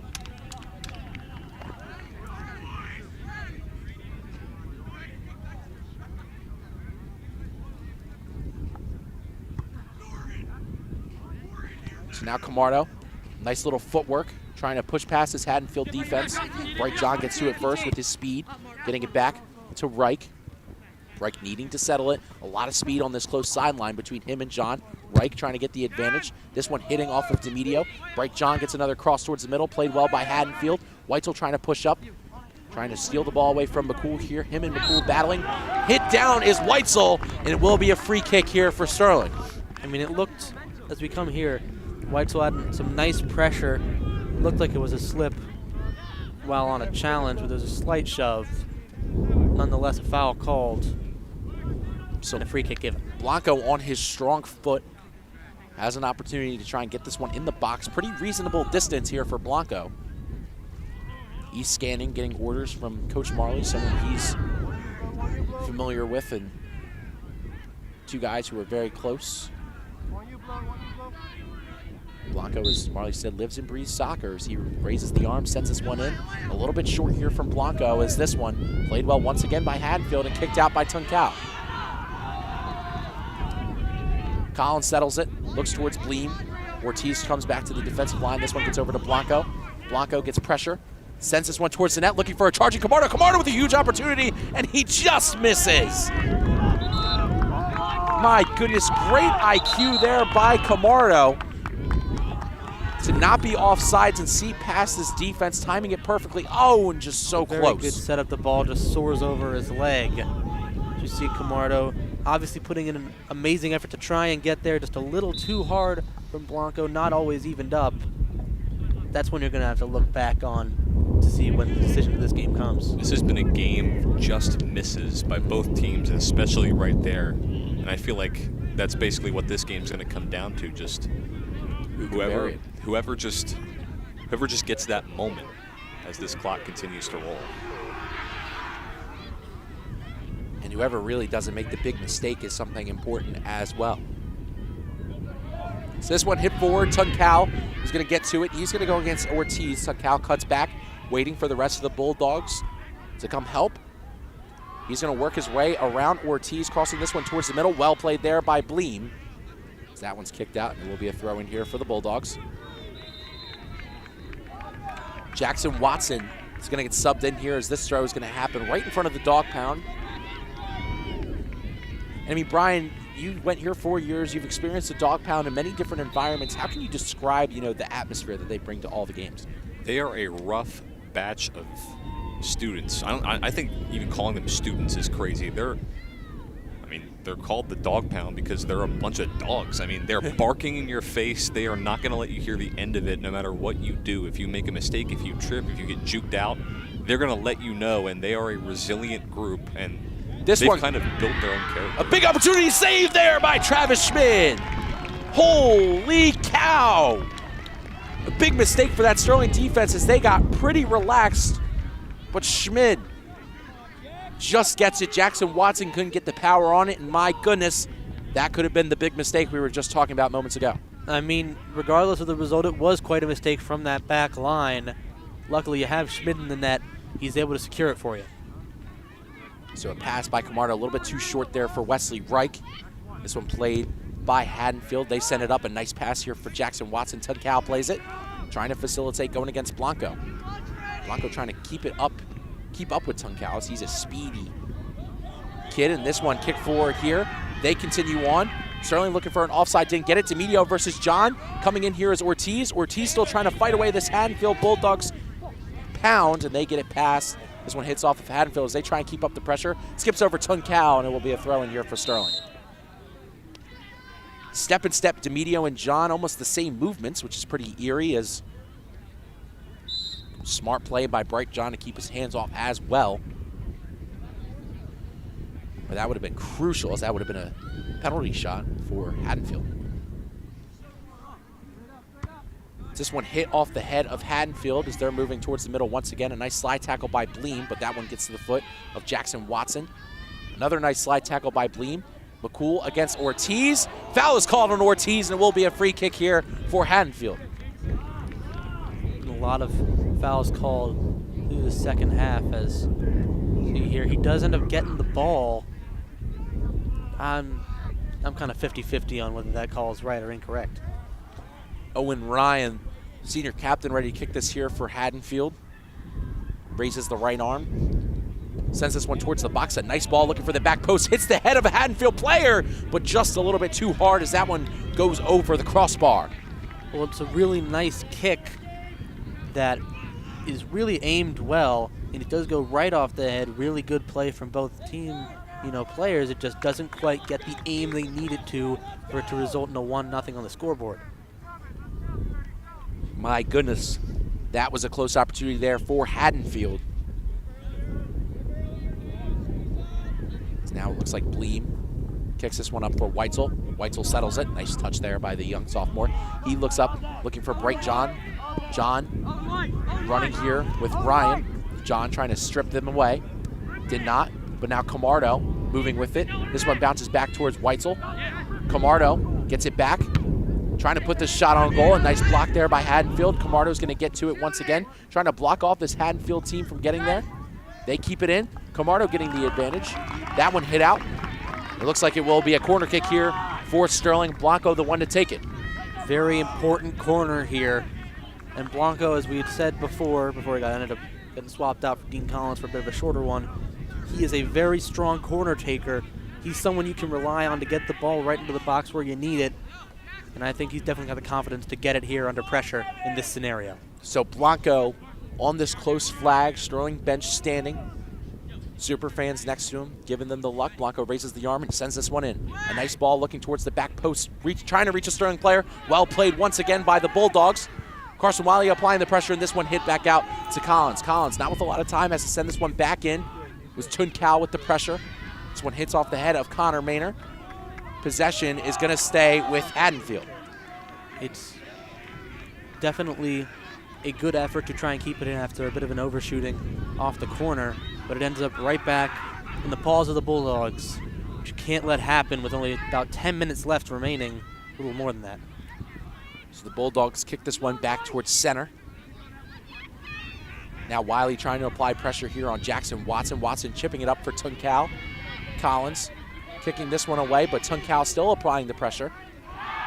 Tunkal with a nice move. This one hits off the back of Carson Wiley. Jackson Watson applying pressure here. Ortiz trying to kick this one away. Ortiz misses. Ortiz still trying to play some physical defense, and this one kicked away. Connor Maynor, nice little move, getting it towards center. Well read there by Owen Ryan. Ortiz hits it the other way. Maynor chipping this one forward. Looking for Weitzel. That one skips past Haddonfield defender. Weitzel still trying to in pursuit.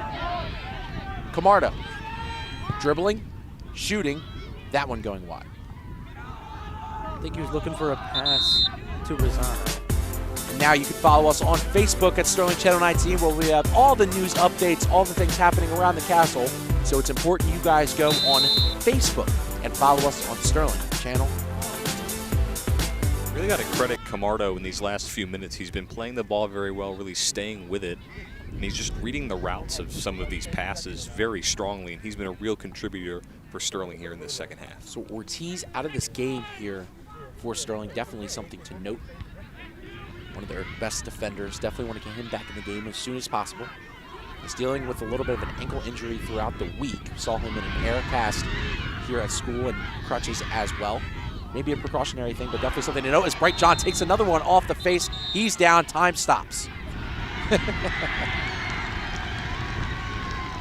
Well, there's the Bright. And we all know and love here at Sterling. Gets a shot right off the face and then does push-ups. It's a shot off the face, sells it well. But I mean, I don't think there's anything to sell for Well, after the fact. He's got a scrunched face as he walks off with the referee. I mean, I understand it's kind of related to what's going on. I don't know if you remember. There's the push-ups. Strongman Bright, he's a unit. He's a very good athlete, no matter the sport. As there's Coach Marley's checking in on his guy. Ortiz subbing back in here for the Knights.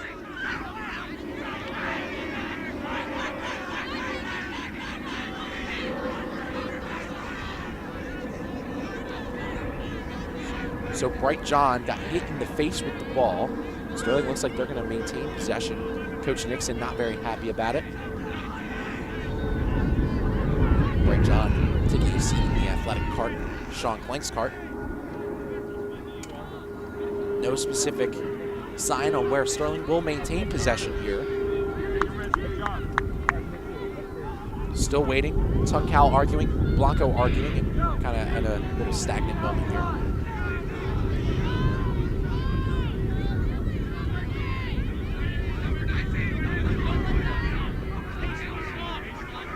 Sorry, Yeah, the crowd is barking on that Sterling side. Kind of interesting to note because it's, Sterling against Haddonfield, but they are allowed, which is nice to see. So thank you all for tuning in here in the South Jersey Group 2 Finals between Sterling and Haddonfield. I'm Daniel Leakin, joined by Max Zubak and Brian McLernan here in the booth. Glad to say that name again. We haven't seen Brian in quite a long time, but back here a little bit after graduating to announce this game. Camardo with a big break to the goalie, but Brand falls on top of it. An insanely important save, as is a really good touch in toward Camardo. A mistake made by the defensive line, but a good scoop by Brand to keep it 0-0. Brand doesn't get all of this one. Weitzel settles it. What a touch that kid has. It's now Weitzel moving towards the middle. Camardo gets knocked down. No call. Blanco. No, it was a call. Excuse me. No whistle was blown, but there was a call. So Blanco will have another free kick here for the Knights. A little bit towards midfield. Insanely important they make these attempts count. And Blanco, again, has a very strong leg, very good knowledge of the game. Said before, he lives and breathes this sport, and he plans to show with opportunities like this. Blanco, once again, has the ball, telling his team to hurry it up in the box. Camardo getting to the far post. Blanco setting this one in, looking towards the near post. That one overshot once again here by the Knights. They can't get anything towards this net right now on a lot of these set pieces. They get overshot pretty massively. They're leaving open holes in their formation while in the box for these things that leaves room for error, which is something you cannot do with about 8 minutes left in the second half. Nice play there by Rosano. Nice play there by Maynard. This one gets out towards center. Knockdown is Camardo. Weitzel plays it at his foot. Weitzel to Connor Maynard. This one taken on goal. But a nice save there by Adam Brand. They're getting on the net, but there's just not enough power behind an opportunity like that to make something happen, nor is there enough support to attack again if it were to go off of the keeper. There's not enough coordination on that attack. So our clock is a little fast. We didn't stop it during that last little thing where Bright John gave a couple push-ups. I'd say roughly around 10 minutes to go here in half number 2. Camardo, nice move. Camardo chipping it in for Weitzel, once again scooped up by Brand. Just another example of Brand being a very good player in the category of having that effort to keep the ball out of the net, which he's done pretty significantly, solid job over the last 5-6 minutes. Brand kicks this one back in. Played first by Haddonfield, now gets knocked down towards Blanco, over to Rosano. Rosano kicking this one ahead towards Connor Maynard. Connor Maynard with McKenna on his back trying to peel away, gets help from another Haddonfield player. Now McKenna taking it with quite a lot of pace. McKenna scanning the field, Blanco approaching. McKenna moving up, gets it to Tuncal, who weaves his way past Collins. Tuncal trying to take a shot on goal. That one blocked. Camardo has to settle. Kicks this one ahead here for Wesley Reich. A nice touch there by Camardo. Wesley Reich moving with quite a lot of speed along this close side. Wesley Reich gets it blocked, but it will be a corner kick here for Sterling. Another great opportunity, then blocked, and then another opportunity granted for Sterling. A nice, smart play to try and get the cross in. Because either way, if it gets blocked or it goes in, you get an opportunity here off of a corner. Momentum's been on their side the past couple of minutes. I'd say Sterling has controlled possession, I'd say, for the last 10. It's going to be Collins and Blanco approaching the flag. Sterling crowding the box. Reich and Bleem stay back. Big opportunity here for the Knights.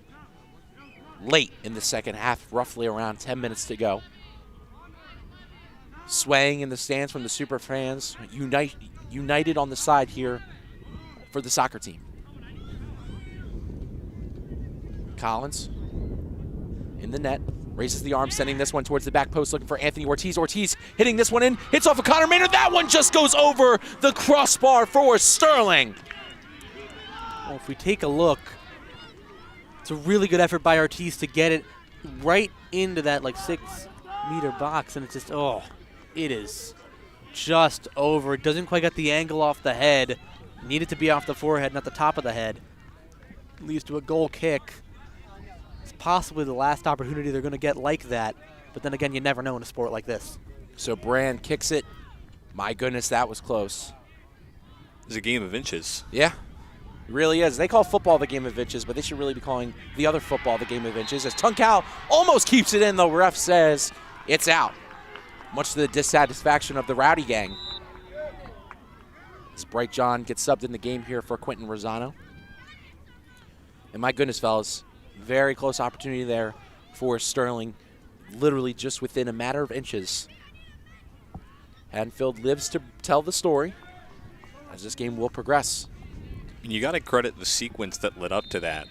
I mean, Ortiz is positioning to begin the play, finding Camardo. Camardo with a brilliant pass, and then eventually it leading to that corner kick, and unfortunately for Sterling, it not working out. So now this one's sent in by Haddonfield, looking for Tunkal. Tunkal looking to beat out Ortiz. Ortiz with the physical play. No whistle. Much to the dissatisfaction of many Haddonfield fans. That one I thought could have gotten a whistle.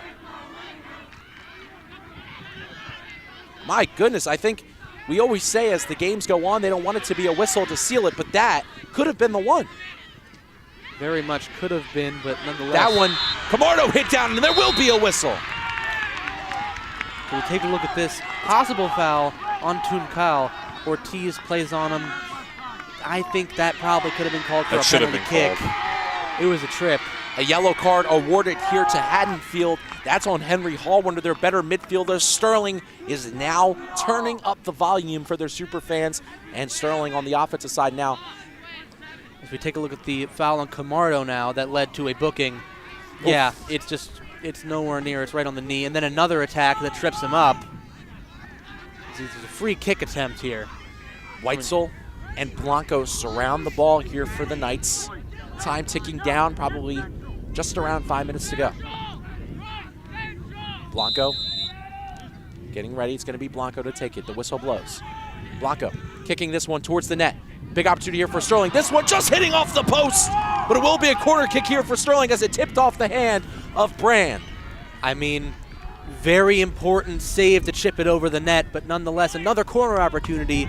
They made the mistake last time. Can they fix it this time around? Sterling has been pressing on the gas pedal for these past couple of minutes. Haddonfield just living by a couple of inches throughout this game. Weitzel's going to be the one to take it. Only a few Sterling Knights stands back. Man, that was a close opportunity there for Blanco. Weitzel near the super fans and the rest of the Sterling supporters. Haddonfield holding their breath. Sterling doing the same. Weitzel raising both arms, sending this one towards the net. A nice ball looking for the back post. Ortiz charging in. He gets it towards, and it's in! And it's in for the Knights! Bright John has put it in the back of the net, and Sterling takes a 1-0 lead! An incredible moment for Bright John. Not someone who's always a goal scorer, but this time around puts it in the back of the net off a corner. And huge. The super fans going ballistic. With not much time to spare, as we take a look at the replay off of Ortiz's right foot, past the keeper. Brand wasn't ready for the second chance shot from Bright John. His face has taken a lot of punishment, but this time the ball gets it right into the back of the net. What a play by Sterling. John shines bright as ice cold in the veins there for Bright John. He puts it in the back of the net, giving Sterling this 1-0 lead in the South Jersey Group 2 finals. What a moment as he jumped into the super fans. That's the shot of his life. The shot of his life right there. Sorry for the voice cracks at home, the volume warning there. Man, that was exciting. There's about 3 minutes away before a title is earned in the Marlies era of Sterling boys soccer. The first since 1976. They do have some work to do. Can't check out now. Still got to play. You still got time left. Haddonfield. Like you're still even at nothing. Haddonfield's a resilient group. They're not going to back down. Pure excitement right now. My call was definitely exciting there. I was just jumping up and down. As Tunkal is going to start it here for Haddonfield. They're synchronizing the watches here, seeing how much time is left between the ref and Coach Marlies. Sterling needing to lock down now more than ever.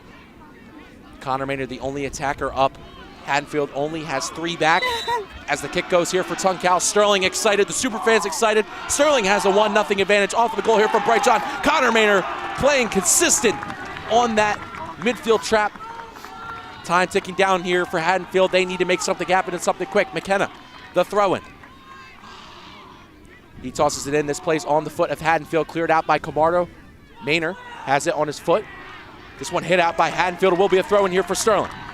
It's what you need. You need to force it out off of Haddonfield to keep it in possession and play it out of the back. John, the goal scorer in this game, throwing this one in here for the Knights. Hits off the head of Haddonfield. This one hit in by Weitzel, looking towards the far side. It's Connor Maynor, who's really turning on the Jets, but that one played well by McKenna. This one kicked back. Connor Maynor is going to get possession of it. Haddonfield on their heels now as Sterling is really taking it up.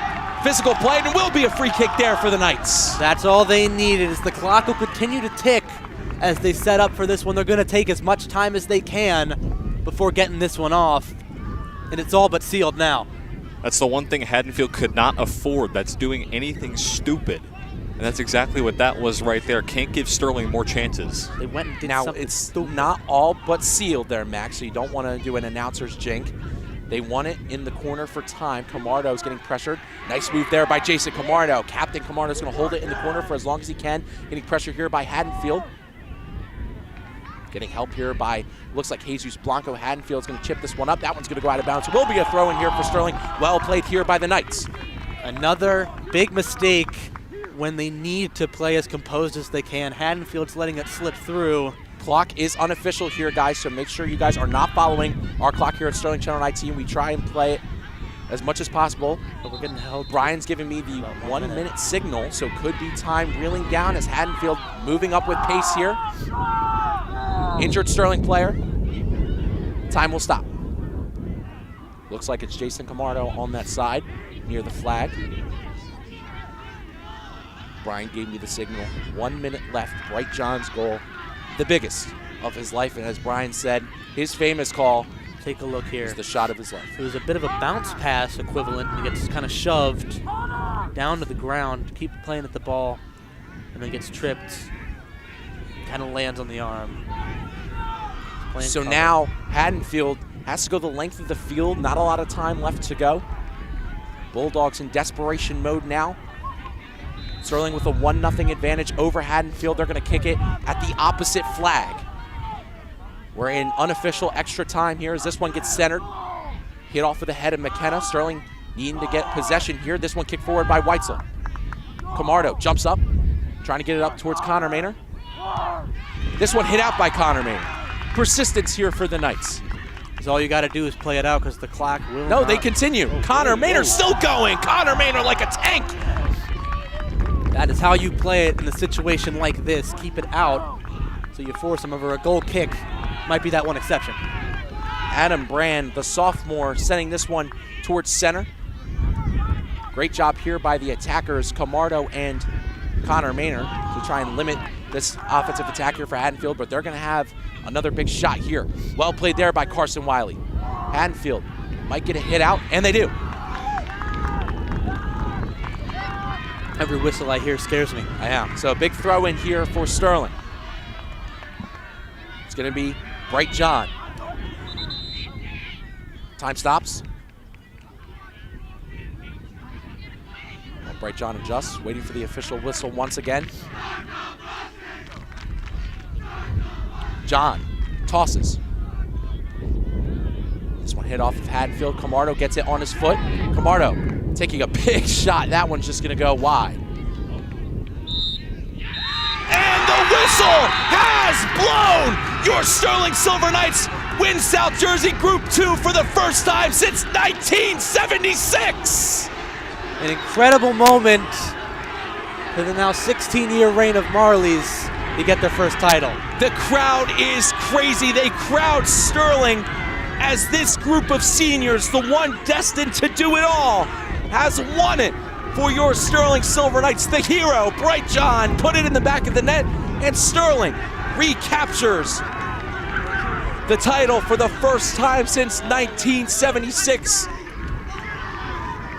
What a moment as Sterling seals it. Travis Schmid with the clean sheet. It's the NJSIAA official right next to us here with the trophy. Cannot believe the scenes going on here at Sterling. They have done it. Bright John, the one to do it all here, the one that started it, one of the seniors, one of the many seniors on the Sterling team playing for it all in this 1 year. Bright John put it in the back of the net off of a wonderful assist from Ortiz.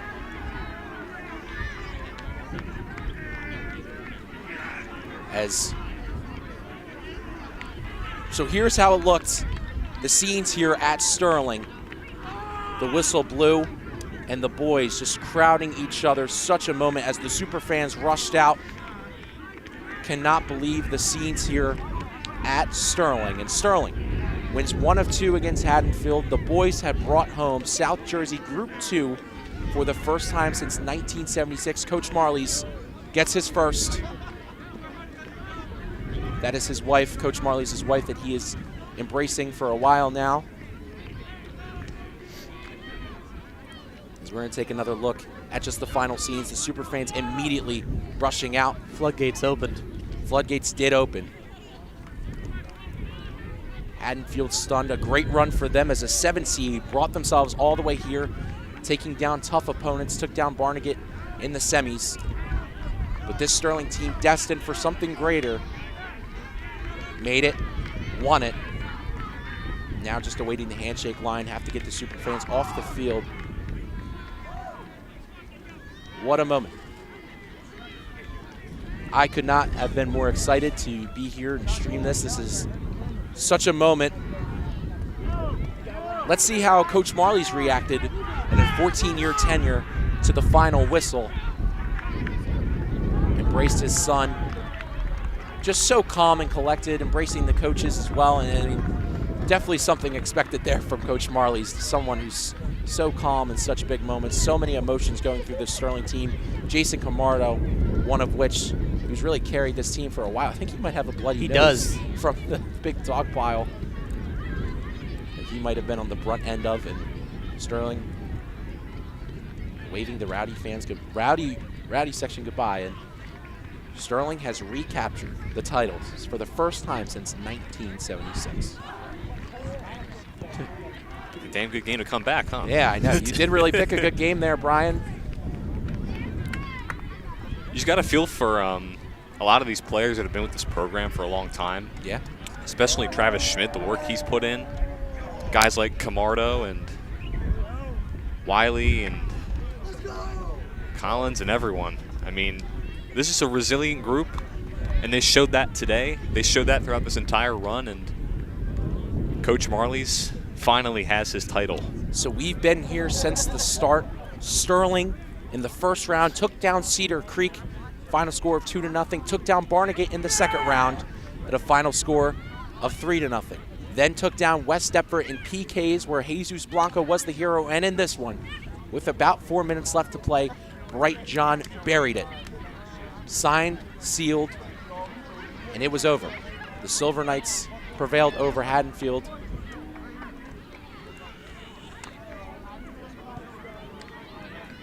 So,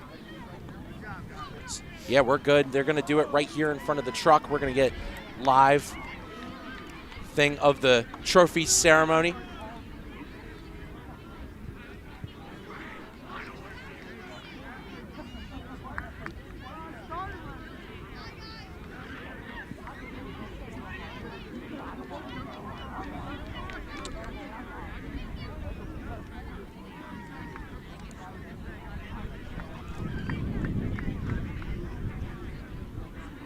So this guy right here, the NJSIAA official, is going to give the trophy, the Group 2 title, here for the Silver Knights.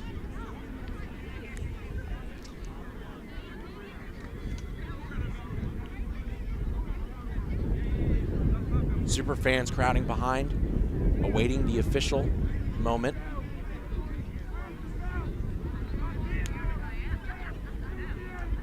Guy talking with Coach Marley as the United Signs flying in behind from the NJSIAA. He's going to give it to Coach Marley's. Coach Marley's.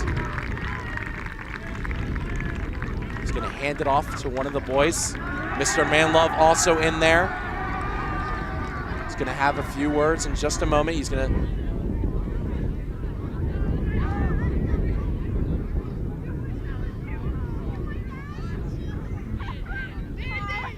He's giving a speech in the huddle.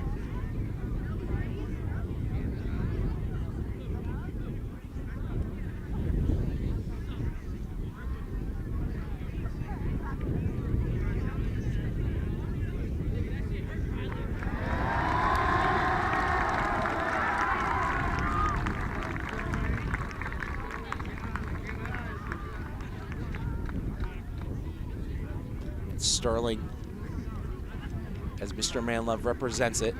Sterling is once again Group 2 champions for the first time since 1976.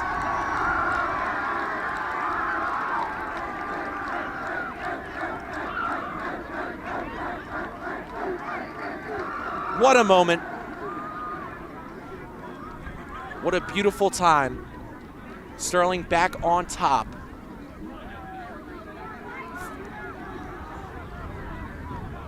So we will be right back. We're gonna stay here. We're not gonna go anywhere. I'm gonna go get a few of the people to post game, trying to go into the midst of this, and I will be right back as Max and Brian will come keep you entertained for the next couple of minutes. Well, I mean, I've got some emotional attachment besides just going to this school. Is related to Marley's uncle and a cousin to me. Excited to see him succeed. Excited to see some of my friends succeed on that squad. It's just such an amazing story to be able to sit here and broadcast the game that led to it. It's been an incredible run from game 1 to this championship. Is the crowd still there, always to support?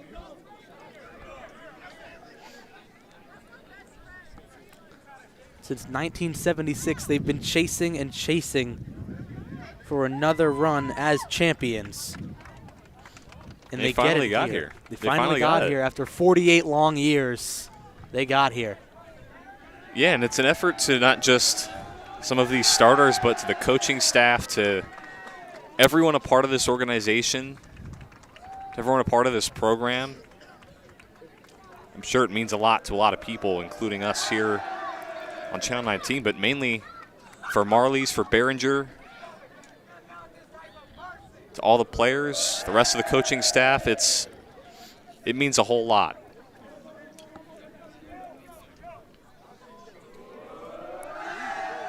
Yes, they get every player they can to raise the trophy, and they get it rising in the cheer.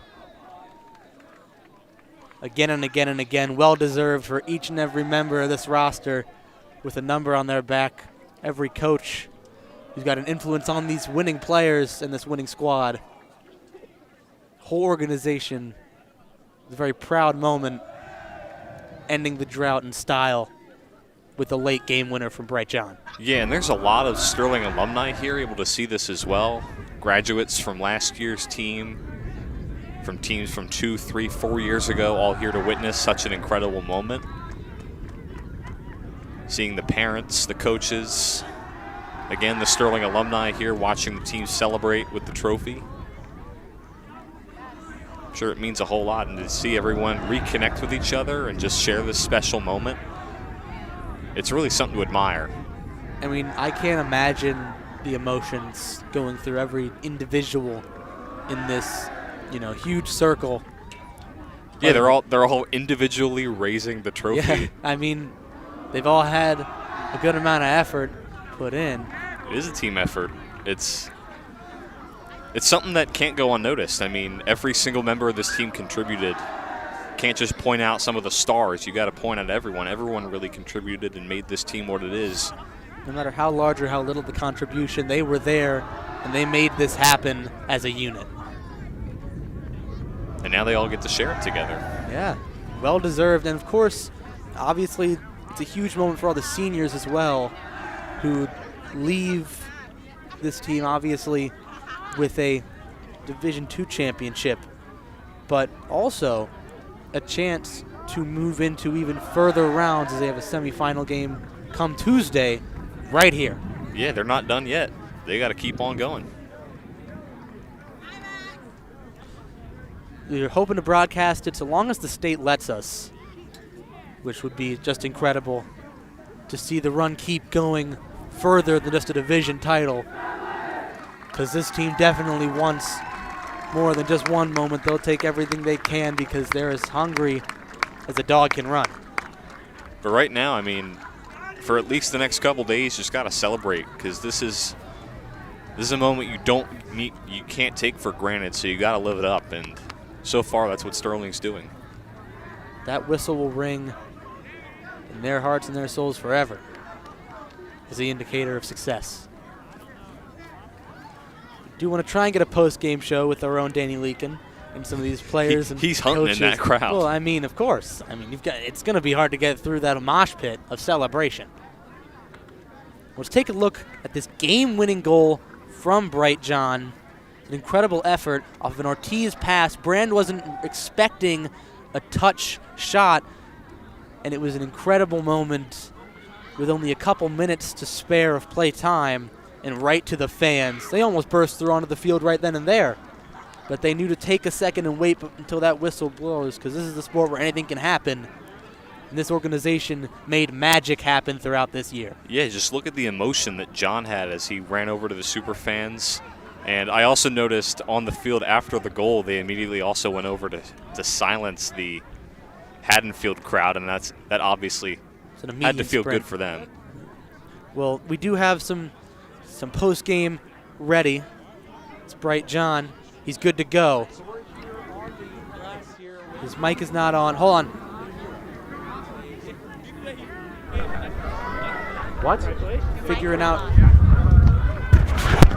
You're good. You're good. We're good? All right. So we're here on the grass for a second time here with the hero himself, Bright John. Now, Bright, just what a moment. Describe the emotions going through your head right now. Oh, I don't even know, man. When I hit it in, I was trying to decide which direction I wanted to go, but I wanted to celebrate with the fans, man. They're the number one supporter. They've been out here since before we were even out here, so gotta give props to them, man. And I mean, just such a big moment coming on your foot. I mean, and right now, you know, holding up that trophy. I mean, describe the emotions going through your head, winning this one for the first time in 48 years. Oh yeah, it feels great. Winning this one for we had to win this one for Marley. He hasn't won one yet.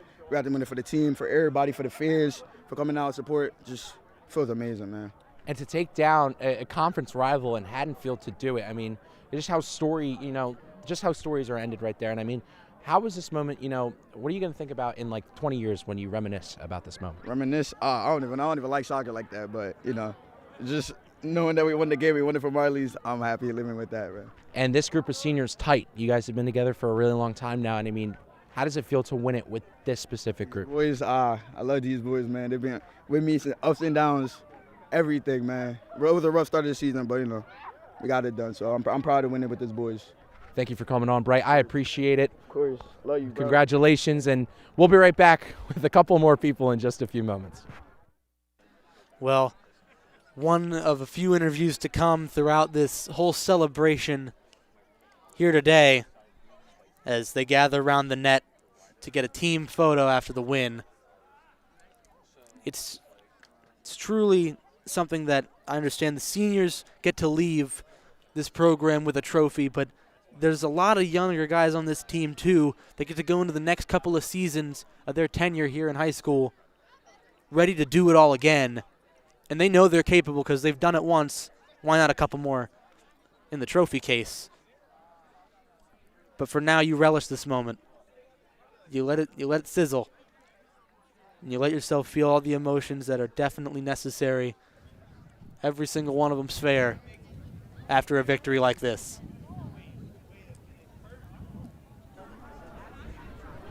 His family and friends continue to discuss through some players from the Lady Knights that fell short yesterday are here to celebrate with the Silver Knights. As you see them again gathering in the net, coordinating a team photo. And some FaceTime they're going through, talking to some people that couldn't make it to the game but still want to express support. As they get ready to pose with the trophy. It's a well-deserved photo that's taken after a wonderful game, back and forth momentum shift.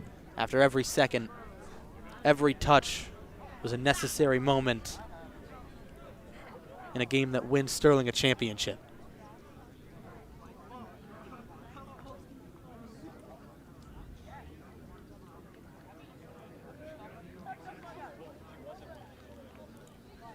We will be here for a bit, as there are going to be some more players and I'm assuming coaches interviewed throughout this whole celebration process.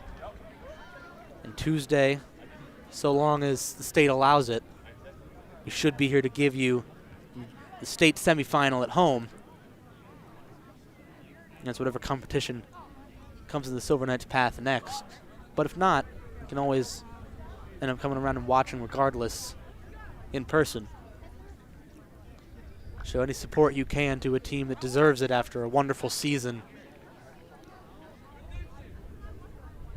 As some more interviewees seem to be getting collected as Schmid kind of meanders with Leakin, as you see him there, walking through the crowd and getting all the celebratory remarks. As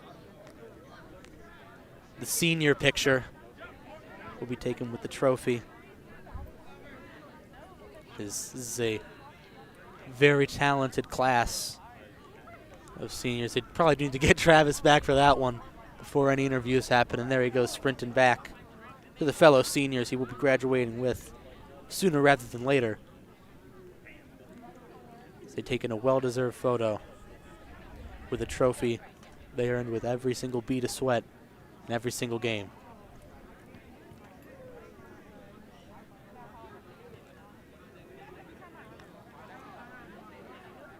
Obviously, they're going to celebrate it like they deserve, and this was definitely not an easy goal to reach, but they've reached it and they hope to reach beyond.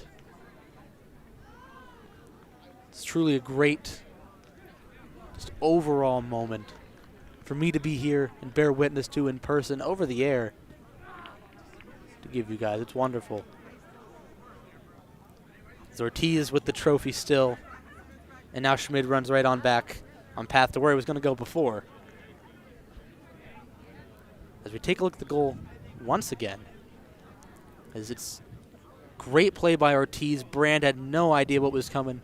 A one-touch and an immediate sprint to the super fans by Bright John, who's put in a ton of effort over these 4 years to make it to varsity and then play very well on it. And he seals victory for the Silver Knights in this district championship performance. Like I mentioned before, a 48-year drought ended with a singular tap of the ball. What a wonderful celebration. The Mamba fans, we are still waiting for a few interviews. Come from our own Danny Leakin and a couple of these players and coaches that let this happen, made this happen. As we see a group of now sophomores, a good amount of them, all very talented players we saw throughout the year, including Maynard, Weitzel, Reich. It's Wiley as well. George Walters. Very good group, as well as Hoffman there. Very bright future for this program. Let's continue to move through the years of varsity soccer seasons.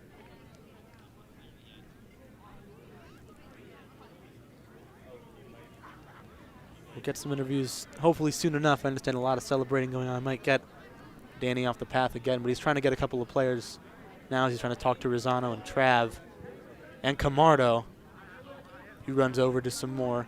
They slowly inch closer to the camera that we need them to get to for this interview.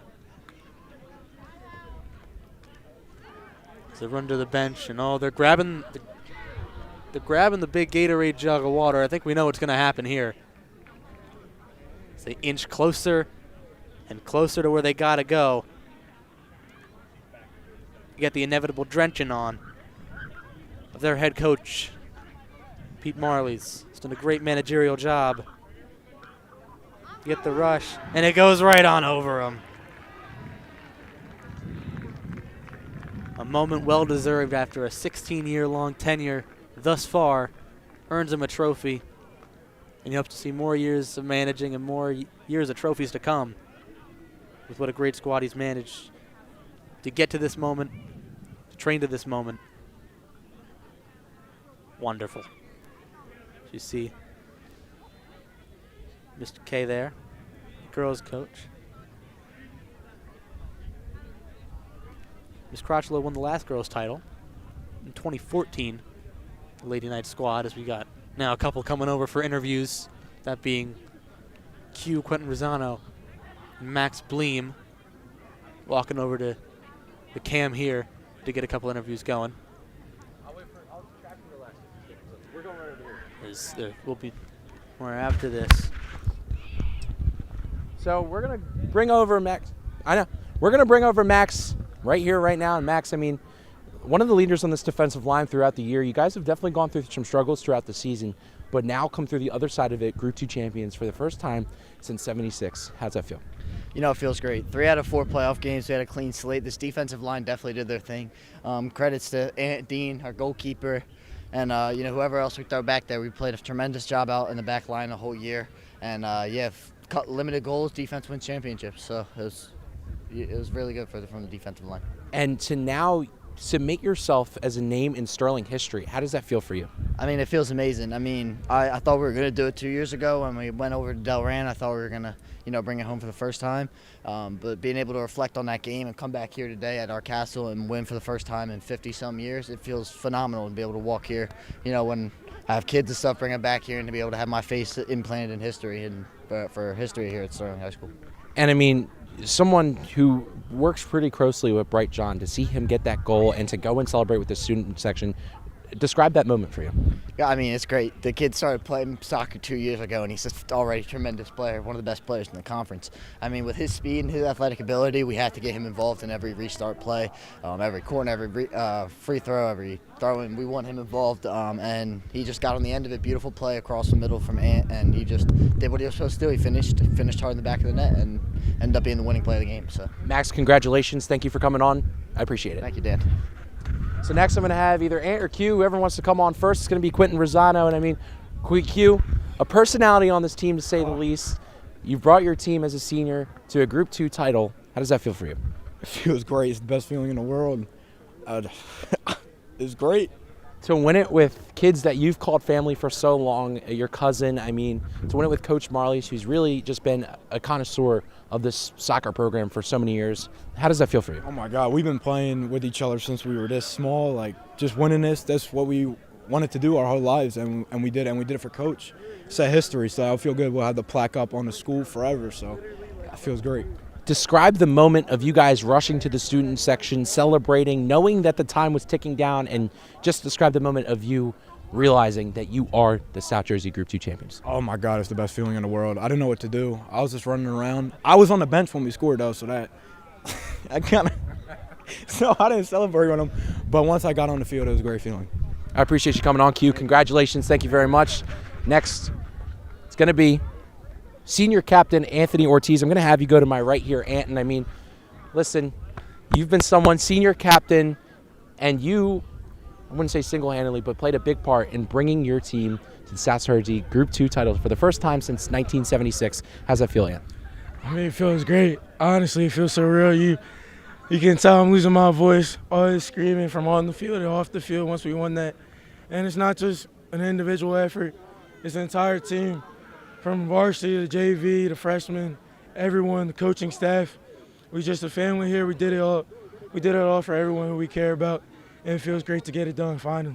And Ant, you've cemented yourself in history here at Sterling High School, a name that's going to be on the plaque, a year that's going to be on the wall. And how does that feel for you?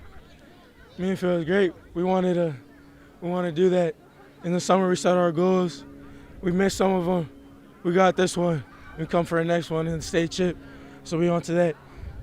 And to do it against a conference rival like Haddonfield, I mean, how does it feel for, just the confidence for you guys to go out there, an opponent you guys have gotten the best of twice, 3 times is the hardest time, and you guys did it again, and how does that feel? Yeah, no, it was definitely hard. Being in a team 2 times is scary, and then you have to play them a 3rd time. It's hard. It's hard being in a team 3 times, especially in the Colonial Conference. We knew it was going to be hard, but especially against Haddonfield, their history, like our history with them, it just felt great to get it done for all the alumni. Just do it for everyone who cares about us. It felt great. And you, similar to a lot of the kids on this team, live and breathe soccer. And to do it in front of, the people that help you the most, your dad, Joe as well, how does that feel for you? It felt great. Honestly, like that final whistle blew. My mom ran to me, my dad ran to me, Joe came up to me, all my coaches, all my friends, parents, everyone, like we all family. And it just felt great to do it for everyone. I put them all on my wrist. And that's what I do it for, and I'll always do it for them. I appreciate you coming on, Ant. Congratulations, right, dude. man. Congratulations. And next we're going to have the goalkeeper, the man himself, Travis Schmid, to come to my right here. And Travis, a brick wall in net, had a lot of big saves, winning it with your boys here at the Castle with all the guys on the side. How's that feel for you? It's like surreal. We've been playing together for our whole lives, and we messed up in conference play and it slipped away from us, but it just throw all that away. It was like, this is just unlike anything else. I can't describe how I feel right now. And you, for one, came up with a lot of great saves in this game. And how did your play really propel this team to another level? Actually, I think I had a terrible first half. I was slow off my line and stuff, and halftime was that eye-opening moment. Like, this is my senior year. I'll never get this chance again. I know that I was going to have to make plays or we weren't going to lose, so I had to step up. It felt great. As you saw the ball enter the net on the other side, what emotions were rushing through your head? Just excitement and just joy. But obviously I knew that Haddonfield's a great team. They're young. They have a ton of fire, and they were going to battle all 80 minutes, no matter how long it went. So it stayed in my mind, and I was yelling at the guys to stay composed and get back and don't give in to the crowd, because at any given second, that game could have been tied. And that final whistle blew. It clicked in your head that you guys have won it for the first time in 48 years. And describe the rush that you were feeling that moment. It was crazy. All I wanted to do was just run up and give my defense a hug for they bailed me out of so much this year, and with the 4 or 5 of us that get back there and stay in front of me have such a strong connection, and that was the first thing I did was run up to Anthony and Dean. I appreciate you coming on, Trav. I appreciate it. Congratulations. We're going to be right back. I'm going to grab just a few more people. Mr. K, please be patient in the truck, and I'll be right back at you with some more interviews. Hey guys, just me in the booth now. But Sterling able to win 1-0 here in the Group 2 South Jersey Finals. A great game that ended on a Bright John game-winning goal. A moment that I'm sure he will never forget for the rest of his soccer playing career. But yeah, it's a great scene here at the Castle. Everyone's celebrating. Coaches, players, family members, alumni, everyone's still here, taking pictures, enjoying themselves as Dan Leakin continues to grab a few more players. And I will send it right back over to him. So first, I'm going to move Dean Collins here to my right, give a little post-game interview here. And Dean, one of the masters on that defensive line, paired together with Ortiz throughout the year, and you have won it here in Sterling, cemented yourself in history. And how do those words feel for you? It's been our goal since September 6th when we played Haddon Township at their turf. We've been working for this all summer. We played together for 10 years. The chemistry's there, the talent's there. It was just about the mentality, and that's what we had to win this game. An amazing playoff run with just so many clutch and key moments. Nothing clutcher than that goal from Bright John. And describe how you were feeling as that ball entered the net and you went to jump with the Superfans. I almost went into tears, Danny. I had no idea what to do. I was, contemplating whether to cry or to celebrate, but, I cried and celebrated, so it's good. It's a good feeling. To win it with a family that you guys have been together for so many years, Quentin Rosano, your cousin, how does that feel for you? It feels great, man. Quinn's dad, my uncle, he's been my coach for a long time, coaching the same exact team pretty much. Me, Jay, Jesus, Anthony, Max, all of them boys, man. I'm just so proud and so honored to be a part of this team. I appreciate you coming on, Dean. Thank you very much. Congratulations. Next, it's going to be the man with the C on the arm, Captain Jason Camardo. Now, Jason, you didn't score on the stat sheet today, but your presence was definitely felt in that back line. How do you describe your game today? I mean, I just played like I played every other game. I knew it was obviously a huge game, so I went out there and I played my hardest along with our whole other team. So just glad we were able to go out there, man, and get this win, bro. Now, Jason, you have been a part of a couple playoff runs for Sterling that haven't gone your way. To finally reach the finals and put yourself in the history books, how does that feel for you? Feels amazing, man. I can't even make me cry. Feels amazing, bro. We've been working this for years, man. We've been going last year, we were going at 6 a.m. in the morning, putting the work in, working out, because we knew we wanted to be here, we knew we wanted to win, and being able to win this sectional champion, man, it means the world, so it's great. You guys have a really special bond with Coach Marley's and someone who's been at this program for 14 years. How does it feel to go out there and win this one for him as well? I love it, man. We were doing as much for him as we were for us, so to be able to go out there and get him his first sectional championship and his only sectional championship win is amazing, and I'm so happy, so proud for the team and for Marley's, man. It's amazing. It's amazing. Not only are you a player on this team, not only are you a senior on this team, you're a senior captain. And to have that sort of veterancy to push this team beyond limits and to bring them here right now, how does that feel for you to assume that role of veterancy and really put this team in a position to win at all times? I mean, my role is to go out there and do what's best for the team and help the team out. And we went out there and we started off slow. I'm not going to lie, the first half, they were dominating us. And Morris told us, he called us all out, not in a bad way, in a good way to tell us this is what we wanted, so we got to go out there and we got to take it to him in the second half. That's what we did. We went out there. We took it to him, man, and we were so thankful my boy Bright John, where is he? Wherever he is, to get that goal and celebrate with the super fans, man. It's amazing, man. We were dreaming of this for years, and it's so amazing to be able to get this win. Jason, so thank you. Congratulations. Thank you for coming on. Thank you. Next is going to be Ethan Weitzel. One of the guys in the midfield is going to come to my right here. Ethan, you're a younger guy who's really assumed a bigger role on this team as time has went on. And how does it feel to win this game, this huge game today for the team? Definitely. A really big game for us. Got business done. Looking forward to next round. And, yeah. So, I mean, you definitely had a big impact on this game today. And someone who hasn't scored yet this year but has appeared on the assist sheet time and time and time again. How does it feel for you to facilitate, all this time and now facilitate in a big way and helping get this big win? I feel that getting the assist sometimes is more important than the goal. Being able to facilitate the ball and move it and be able to impact the game so much is important. Sometimes you just got to do that. And I mean, Ethan, describe the moment, imagine, or just think what you were thinking when that final whistle blew and you guys were officially Group 2 champions. Had to run over to the super fans and celebrate with them, get this big dub and, celebrate. I appreciate you coming on. Ethan, congratulations, dude. I'm proud of you guys, and we're going to come back with one more special interview with the man, the myth, the legend, Coach Marley's, in just a few moments.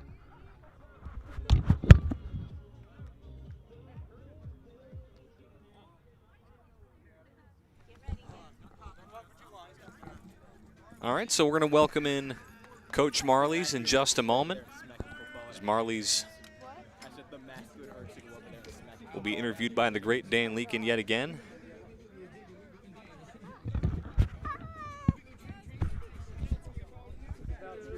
And he'll bring in. So we're back like here Coach with Behringer a also couple bringing of in the trophy. coaches I'll come back to it. here for the post-game interview, and it's going to be Coach Marley's to start. Coach Marley's, you've coached this soccer program for 14 years. In the first time in 48 years, you guys have won South Jersey Group 2 title, and I mean, how does this feel for you? Feels great.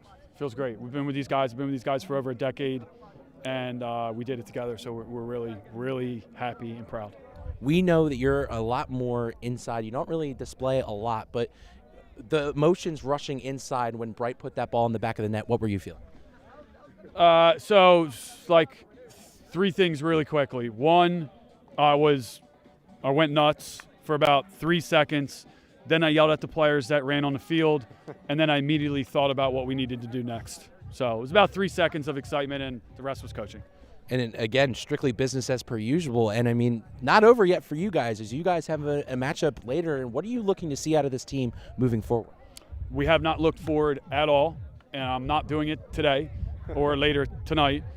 We do not know who we're playing. We did not know anything about it. I did not look up any of it intentionally. These guys know that because I yelled at them and told them not to tell me stuff. I don't care. We'll worry about that, after this. So that was the plan. So, yeah. And Haddonfield, a very respectable team, a conference opponent, and to come in here and play your game. I mean, the first half, I'm sure you're going to tell me a little sluggish, but the second half, much better look for you guys. How does it feel to take down a familiar opponent the third time in this big win? Haddonfield has historically been the best in this conference for a long, long time. And they're a proud program, and they proved that today. They came out, a young group, fairly inexperienced group. Coach Nixon did an unbelievable job getting them slowly to develop over the course of the year. They played a tough schedule. They were built for this moment, and I